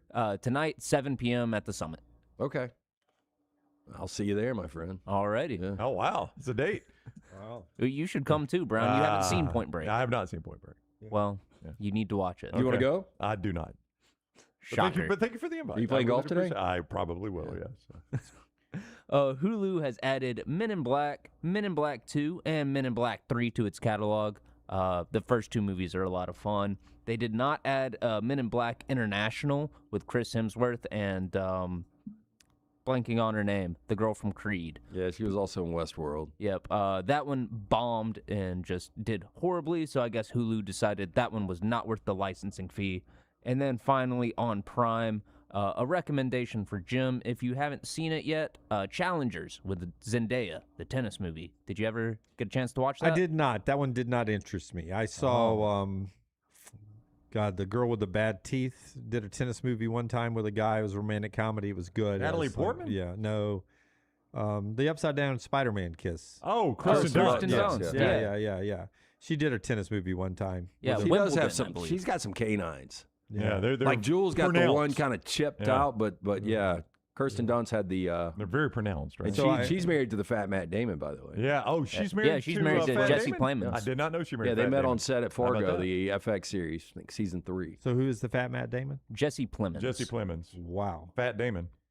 Wow. That's a bad look. Well, he's made a lot of money with it. He's got to battle through them teeth. Yeah. No, I like her. I don't like him. Yeah. There's no rope strong enough to support I've just got to that ask you, upside down kiss. You go my greater than less than, you go Kirsten Dunst greater than Sydney Sweeney? Here we go. Here we go. I mean, I would say so. I mean, whoa! You would say Kirsten Dunst in front of Sydney Sweeney? I've always liked Kirsten Well, Dunst. he's the Spider-Man guy. He's going back to the. That's fine. As Mary Jane, come on. I don't know on that one, Lance. That one's close, but I probably side with Tyler. I probably would go Dunst. Okay. Everybody's got their own taste, man. All right, that's Sydney Sweeney has a Jesse Plemons face, in my opinion. So Both of them are not. She's not a smoke show like Steffi Graf. Yeah. I mean, you go look at Steffi Graf at 21. Oh, yeah. I mean, she's got Tony Curry's nose. Yeah, it's okay to be different in the world. I know. Sydney Sweeney's a little different, isn't she? Natural. She is a little different. My God. Don't do him dirty, Tyler. Don't do him dirty like that. Maybe 31. Maybe 31. I looked up 21st birthday. Maybe 31. Go to the Agassi years. When we come back, we will do trash. The show today being brought to you by our friends at Hemp Hill. Brandon, why don't you tell us about Hemp Hill? Well, man, Hemp Hill has been handling Birmingham's problems when it doesn't flow right, drain right, or run right for more than 60 years now, and they can help you as well. You get home and that AC unit is out, 229-2090. You get home and that toilet is backed up and there might be sewage everywhere, 205-229-2090. That is Hemp Hill Services. And it doesn't flow right, drain right, or run right, Hemp Hill Services, 205-229-2090, Jim. And our friends at Talladega Superspeedway, TalladegaSuperspeedway.com. Get tickets for the Yellowwood 500 right now. It's coming October the 25th. 23rd through the 25th. They've got a truck race on Friday. They've got the NASCAR Riley Series race on Saturday, and, of course, the Yellowwood 500 on Sunday there. It's a playoff race. Get the Garage Experience upgrade for the most immersive experience in all of NASCAR. The tickets are available. The excitement is waiting. It's TalladegaSuperspeedway.com. Follow Brownie on Twitter and Instagram at Ryan Brown Live. Dump trucks, delivery vans, tankers, 18-wheelers, 35 types of commercial vehicles share the road with you every day. When one hits you, trust me, the company's lawyers are already moving. You should be too. Over $2 billion recovered. Alexander Shunnarah trial attorneys are ready to fight for you. Call 659-777-7777 or visit alexwins.law for your free case evaluation. Don't wait. Alexander Shunnarah trial attorneys. 659-777-7777. alexwins.law. Physical offices, Birmingham. Sterling and the fine folks at Champy's Chicken on Highway 119 in Alabaster want to welcome you in for a great lunch or dinner starting at 11 a.m. every day. Chicken that's brined overnight and cooked to order, and the taste of the Delta with those Delta recipe tamales. Champy's is perfect for all your tailgating needs this football season. You can also choose Champy's for your next party, wedding, or birthday. Great food, great people. Champy's Chicken on Highway 119 in Alabaster, and everything online at champyschicken.com. At Central State Bank, we are large enough to serve you and small enough to know you. Manage your money with ease, whether it's mobile banking, hassle-free checking, competitive loans, business solutions, or personalized financial advice. We're your hometown bank with big-time service. Visit us today and experience banking made simple, because at Central State Bank, you come first. Member FDIC. Next Round shirts, Next Round hoodies, and Next Round hats are all in one place.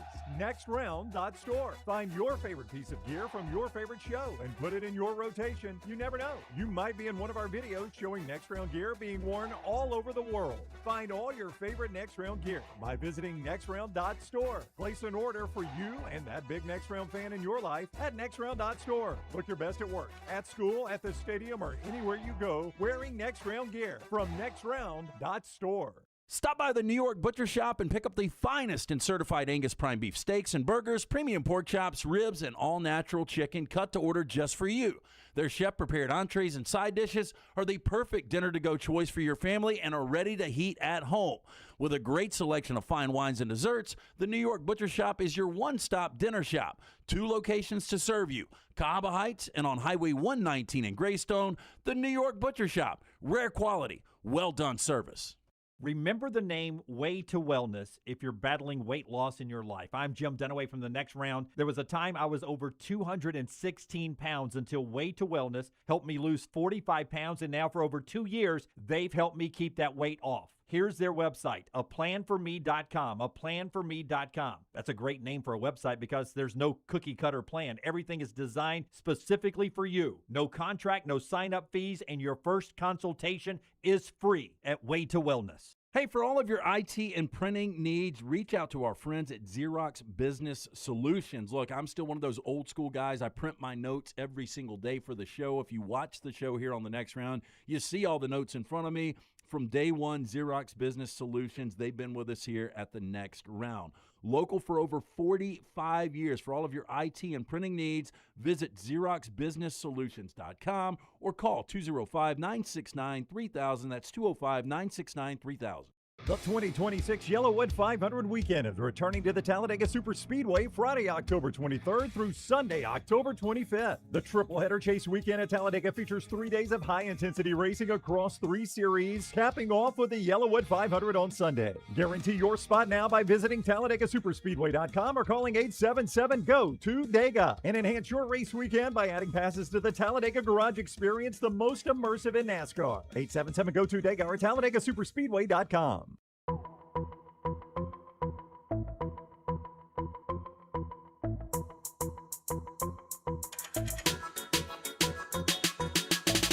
10 days from the start of the college football season, we talked wild card teams earlier. South Carolina was one of the teams mentioned as a possible playoff team. Go to Kalshi. I bet you can get some good numbers there, Brownie, on South Carolina. You absolutely can. Kalshi is a place where you can trade on what you actually think is going to happen. So if you think that South Carolina is a team that could make the college football playoffs, you can jump on South Carolina. But it's not just South Carolina. Sports, politics, culture, whatever is on your mind, you could trade it at Kalshi. And you're going against other traders directly. There's no on-house setting the odds. It's just other traders with you, people putting their own opinions on the line. Listen to me right now, because with football coming up, this is a great time to jump on with Kalshi. Kalshi.com or the Kalshi app. Trade $25 with code TNR. They're going to instantly give you another $25. So use code TNR when you sign up at Kalshi, and they'll instantly give you another $25. Trade what you're comfortable with. Be responsible there at Kalshi, though. Kalshi.com or the Kalshi app, code TNR, $25. Get you another $25 with our friends at Kalshi. Another reminder that we are super close to college football, 10 days out away officially, is when our friends from Bowling and Bragging join us in studio. Mindy and Jason, they are back here to talk about the big event coming up this Saturday, the 22nd, 6 p.m. to 8:30, Crestline Village, right near the O'Neill Library in Mountain Brook. Again, the annual event always benefits Critical Care Transport Team at Children's of Alabama. For more information, we'll continue to give you this all week, bowlingandbragging.org. Mindy, I will start with you. I was going to ask you this in break. One of the exciting things about this is just seeing the different fan bases so optimistic before the season starts. We hear the fight songs. I've seen Missouri, I've seen Kentucky, Mississippi State, obviously all the local flavor. How many different fan bases are you guys expecting right now? We're expecting like 6 to 8 at least. Team tents to come out. We hope for more, but really anybody can come out and support their team. We want them to wear whatever team that they support, and also, support the community as well. Yeah, and so food, music. Again, you'll have the shrimp boil with the potatoes, the corn, everything involved there. And it's simple. Like if you don't get tickets online right now at Bowling and Bragging, you can get everything right there at O'Neill Library on the 22nd. Yes, you can come out and enjoy a shrimp boil. We have hamburgers, hot dogs. Kids under the age of 10 are free. We have bounce house. We have cornhole. We have face painters. We have soft drinks for everybody. Odie's will provide us with some great drink specials on beer, so that'll be great as well. And yes, you can pay at the door or pay online. All are welcome. And it supports the critical care transport at Children's Hospital. And when I say that, for those that maybe are hearing about this event for the first time, what is the critical care transport at Children's of Alabama? Tell us about that. Yeah, surely. So we're a specialized team of nurses and respiratory therapists that are staffed from Children's Hospital, and we travel out either by helicopter, by medical jet, or specialty care ground ambulance out into the communities, out into Alabama and the Southeast, and even beyond if we need to. And we're transporting some of the most critically ill and injured kiddos back to Children's of Alabama for that definitive level of care. Yeah, and unfortunately, and this is not something you got to comment on, I get that, but unfortunately, a lot of community hospitals are understaffed, or some have had to close. So a lot of times getting a kid to Birmingham, it's always a life-saving issue when you're doing that. Yeah, absolutely, surely. And we are very, sympathetic to those areas, and we don't shout, there's no fault of them. No, we're pediatric specialists, neonatal specialists, and I say that humbly, but we see children and babies all day long, every day, And if I'm working in an adult care center, primarily care adult center in a rural community, I may not see a pediatric patient, as often as I see an adult patient. So there's some uncomfort levels there. There's, there's some supply challenges. It's not fiscally responsible to keep tiny little blood pressure cuffs that would fit my pinky. So that's the kind of stuff that we bring with us. And obviously, more advanced. I would love to hear more about that because this event is a fundraiser. And you've done this 17 years now, this 17. So for a long time, have you seen some of the things that these dollars and cents from this event has helped you do your job and help out with the critical transport? Yes, sir, absolutely. We actually have our ground ambulances that are branded partnered with our friends at Rotary District 6860. So they're helping buy vehicle equipment, medical equipment, our monitors and our IV pumps, and some of those specialty tiny things. You go in a hospital and you might see a large monitor on the wall, or some big IV pump that's making a lot of beeping noise and that sort of stuff. So through the help with Rotary and these types of events, it helps fund some of that specialty equipment that's packaged smaller, especially when we're putting in the helicopter and the jet. We're looking for efficient, weight restricted, and that sort of stuff. So they help us buy a lot of our medical equipment as well. So food, fun, 6 to 8 different team tents for sure. Our buddy Rockstar will be playing live music. Anything else new this year, Mindy? No, nothing new. Just want people to come out and have a good time. And we are very thankful for our friends at Rotary and all their support that they have given us, and for the community for sponsoring and, just coming out to support us and to kick off the season. Well, we have the flyover again this year. We're working on that. Yeah. No promise. It is one of the amazing things. Yeah. It's always really difficult to get it lined up perfectly. Oh, yeah. Because you guys have so much going on. And then the fact that weather's got to cooperate. I feel like every year we put Jason on the spot. I know. Every year he's like, I don't know if I don't want to overpromise, but we'll give it a shot. Yeah. Well, we appreciate you guys, as always, what you do for the community. Obviously, it's a massive event. I've been part of this thing for the last 13 years. So super excited. The first college tailgate party of the season. We're just 3 days out. BoilingandBragging.org. Thank you guys so much. Yes, thank you all. Yeah, have fun. It's a great event. The letter N, BoilingandBragging. That's right. .org there. 17 years, man. I feel like Lance was there for the first one, it seems like. I think the first one I did was in 2012, so 14 years. 14 years. That's a long, long time. So it's happening this weekend right there in the heart of Mountain Brook, and always a good cause to help out our friends at Children's of Alabama. Let's do trash, Tyler. Hit the open, man. Let's go.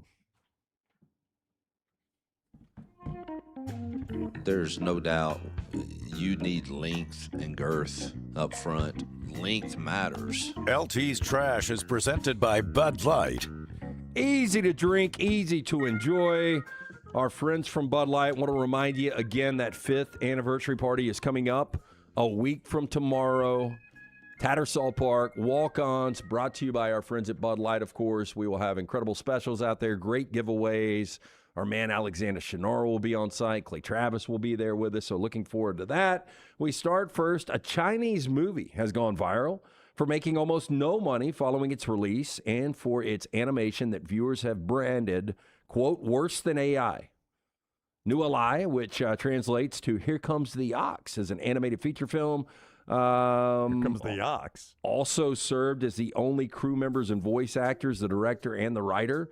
The film was released in China August 5th with next to no marketing. 9 days on, its box office stood at roughly $1,000 with around 200 people having seen it. Now, according to Vocal, the only marketing the film has was a poster which featured a traditional ink wash style painting, brief synopsis that led audiences to think it would be a powerful piece of Chinese cinema.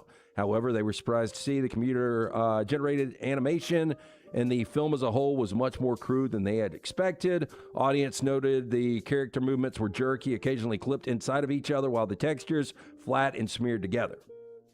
It does look pretty bad, I'd have to admit. So I've got a clip if you guys want to see it. Yes. All right, let's do it. All right, here's the clip.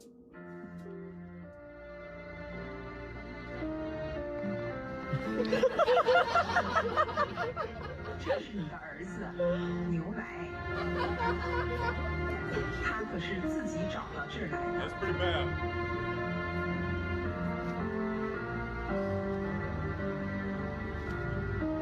I mean, this is not The Lion King. Is it a laugh track behind it? Yes. No, that is the audience. laughing at how bad it is. They're easily entertained. Seems like a sad movie. Well, it probably is with meant music. to be. Although there are a lot of laughs. Damn, guy's choking out. Pretty sad. That's the way video games looked in my teenage years. Yeah, in the 80s. It's actually very Minecraft looking to me. Even though Minecraft's a new game. Am I right about that, Tyler? Does that look like Minecraft to you? I would say the background a little bit, but Brooks in the back said it looks more like Spyro the Dragon, which I 1,000% agree with. Yeah, it looks PlayStation 1 era Spyro. PlayStation 1, like Crash Bandicoot, Spyro. That's definitely what the... Okay. Which is, at this point, 25, 30 years old, so... Always thought it was Crash Bandicoot. You think you'll play there? Will you play on better greens than that today? Brad? Yeah, yeah. Those look awful slow right there. That's the rough. Florida man apparently had a bathroom destination in mind when a sheriff's deputy said he came flying past at 117 miles per hour. Now, there was just one problem with the explanation he allegedly gave after getting pulled over. The Buc-ee's bathroom he was trying to reach was still about 60 miles away. Now, County Sheriff's Office and Deputy McLaughlin was conducting traffic enforcement on northbound Interstate 95 when Omar Solomon, right here, 30 years old, passed him at 117 miles per hour. As the deputy moved to catch up, he said he watched Solomon abruptly change lanes, tailgate other vehicles before eventually pulling him over. When McLaughlin asked why he was driving so fast, Solomon allegedly told him he was trying to get to Buc-ee's to use the bathroom. Buc-ee's likes to give you plenty of warning when they got a location coming up. I mean, they'll start. They do. They'll start several hundred miles out. It was acknowledged the chain is known for exceptionally clean restrooms, but pointed out that Solomon was still roughly 60 miles away from the intended stop. I hit a new restroom on the way to Mobile the other day. Nicest restroom I've ever seen. Nicer than a Buc-ee's. I'll just go ahead and say it. It's the Conecuh Sausage Place in Evergreen. Have you all stopped there? Yeah, we do it all the time. Incredible restroom. Have you been in the men's room? That's when we stopped there. I mean, it's incredible. That's a Maggie stop on the way to the beach destination. It's got a, first of all, I like the product, but secondly, Lance, it's got a thing where when you go in the men's room, you press a button and it cleans the toilet seat for you. Like, I didn't have to sit down, but I was going, and I was like, man, if I had to sit down. I didn't see that. I just did the urinal. Yeah, I mean, it's like space age in there, isn't it? Yeah, I mean, because you get some really dirty ones. I remember one that was not like, that one. do not use the trash can for a toilet. And I'm like, I don't have to be told Yeah, that. it's kind of obvious. Yeah. That's a good stopping location. I'm a big Conecuh sausage guy, too.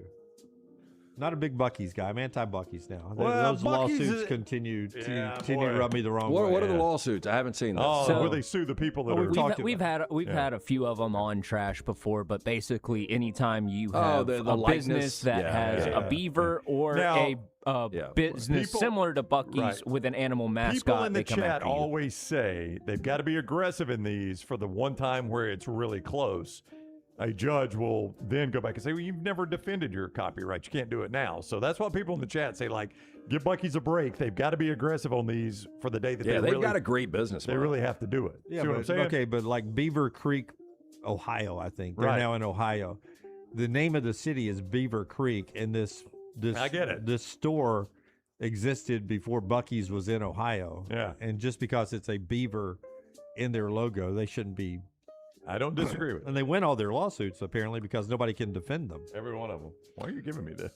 Tomorrow? Yeah. Ryanair passengers. Random time to hand it to me. He's getting ready for it. I think Lance is off tomorrow. I am. Ryanair passengers reportedly stripped off clothes, vomited, and passed out after spending more than an hour aboard a sweltering plane without air conditioning. Flight FR 7268 was due to travel from Malta to Birmingham August 10th. Birmingham? Yeah, when Birmingham, a not technical Birmingham. issue delayed its departure. Now, according to one passenger, Eva Gregory, 16 years old, the ordeal began when boarding. Travelers allegedly spent 30 minutes inside a bus without air conditioning before being moved to another poorly ventilated bus for another half hour. Now, passengers were then left aboard the aircraft for over an hour as temperatures inside of the cabin continued to rise. Quote, people were taking off their tops because of the heat. 2 people passed out. 2 other people threw up due to the heat. The teenager who was traveling with her mother and brother said the conditions caused her to feel sick and suffer a panic attack. She was also concerned about elderly passengers who appeared, quote, extremely distressed. Gregory claimed free water was not provided, including to passengers experiencing medical issues. However, she praised the cabin crew and said they, quote, absolutely did their best. Yeah, and I don't think air travel is really concerned with the customer anymore. They're really not, no. Man, it got so hot on my flight back from New York. We left 4 minutes ahead of schedule, direct flight to Birmingham, direct flight back, and 4 minutes ahead of schedule. But it got so hot before we took off at LaGuardia. I thought I was going to throw up. It was so hot. Man, when the air just quits moving and it's hot in there, it feels terrible. 3 in 10 drivers agree with the statement, no one actually drives the speed limit. This is a new study from AAA Traffic Safety, highlighting how speeding has become normalized on today's roads. While most drivers agreed that posted speed limits are appropriate, many also considered driving 10 miles per hour over the limit acceptable, and nearly half believed in keeping up with traffic is safer than obeying the posted limit. I agree with keeping up with traffic. It's safer than the posted limit. But 9, you're allowed to go 9, not 10. I was going to ask you, if you're 65 south going to the beach and 79, nobody's around you and it's speed limit 70, where do you set your cruise? 79? I go 77 if nobody's around me. No, I go 84. 84? I think you got a 15 buffer. See, I never know what it is. I go 79 because there's that old urban legend that it's got to be 10 miles an hour to, whatever.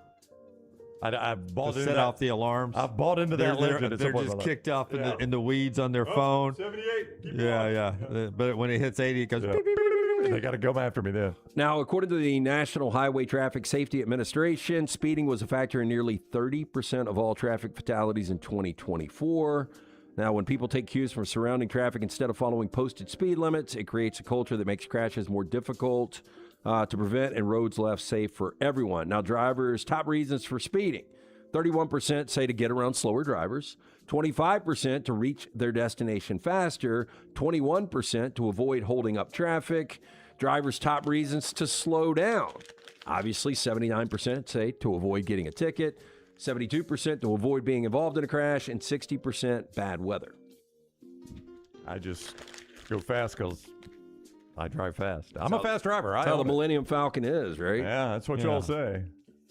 That's the show today. All the texts that are coming in, thank you for all the kind words and congratulations and everything. Hopefully we explained the new association with Clay to your liking, Sport and State. If you missed it, Clay was on with us at 9:30 today, so that's hour 1. If you missed that part of the podcast and want to go back and watch it on YouTube to explain all the relationship we have with Sport and State.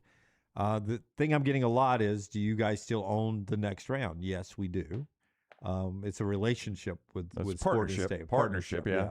The other thing I'm getting is, God, I hate we're losing another hour, and it's the exact opposite. You're getting the 4th hour back. Yep. And I understand that. People are confused because Clay has announced the 2-hour part. We're keeping 2 more hours going. You're getting another hour back. You're back to a 4-hour show every day. The show's not changing. It's still the next round. It's just going to be under Sport and State for the first 2 hours, 9 to 11. 11 to 1 will just be the old next round, but it's all the same stuff. And that starts Monday. Starts Monday, by the way. As people are like in the chat. Are we going 4 hours today? No. Starts Monday. Yeah. No. And Lance isn't here tomorrow. Or Friday. Or Friday. You're off I for hope 2 my days? voice holds up tomorrow and Friday. Yeah, if Jim loses his voice, you're coming back, right? No. I mean, I will. I could. No, we're kidding. I will actually have take days the off. ability to StreamYard where I'm going. It's not a big deal. I will be out of town. No. We take days off for a reason. Take a day off. What are you doing? Before the show, Bo runs to the pharmacy and he brings me Robitussin, Flonase. Brown's bringing me honey and bourbon. What's wrong with you? You sounded like death this morning. He is so much better now. Before you got here, he sounded awful. And then I started hitting this, and I remembered we have a life insurance policy on me up here. I was like, hey, I just took 3 extra strength Tylenol. You think I can take this? And Bo was like, don't worry about it. Yeah. How many of these should I squirt in there? And all of them. That's what Bo said. I said 2, and he's like, as many as you want. Yeah. I said if 2's good, 4's great. Yeah, 4's great. Just keep pumping it in there. Four's twice as good. Drink all the Robitussin you want. That's right. Yeah. So I was like a toddler today. They got me through the show. It really did help a lot, though. You sounded awful when I first got here. I stopped coughing. I was coughing. Yeah. Fortunately, I had to live with that. And Brooks, who was here early today, director of content creation. Is that what it is? The creative media director. Okay. All right. Well, great job by our producer and special ops. What is it?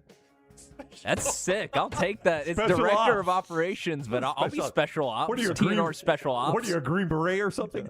Start calling him Black Ops. Yeah, Like a video game. And thanks for keeping us from going going to black or snow. Cinematographer Scott Forrester, head of cinematography, and what's the one that's always in the movie that I never know what it is?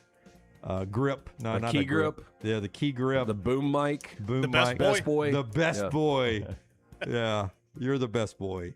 All right, that's the show. We're back with you tomorrow, 9 a.m. Central Time. Until next time, God bless you and God bless America.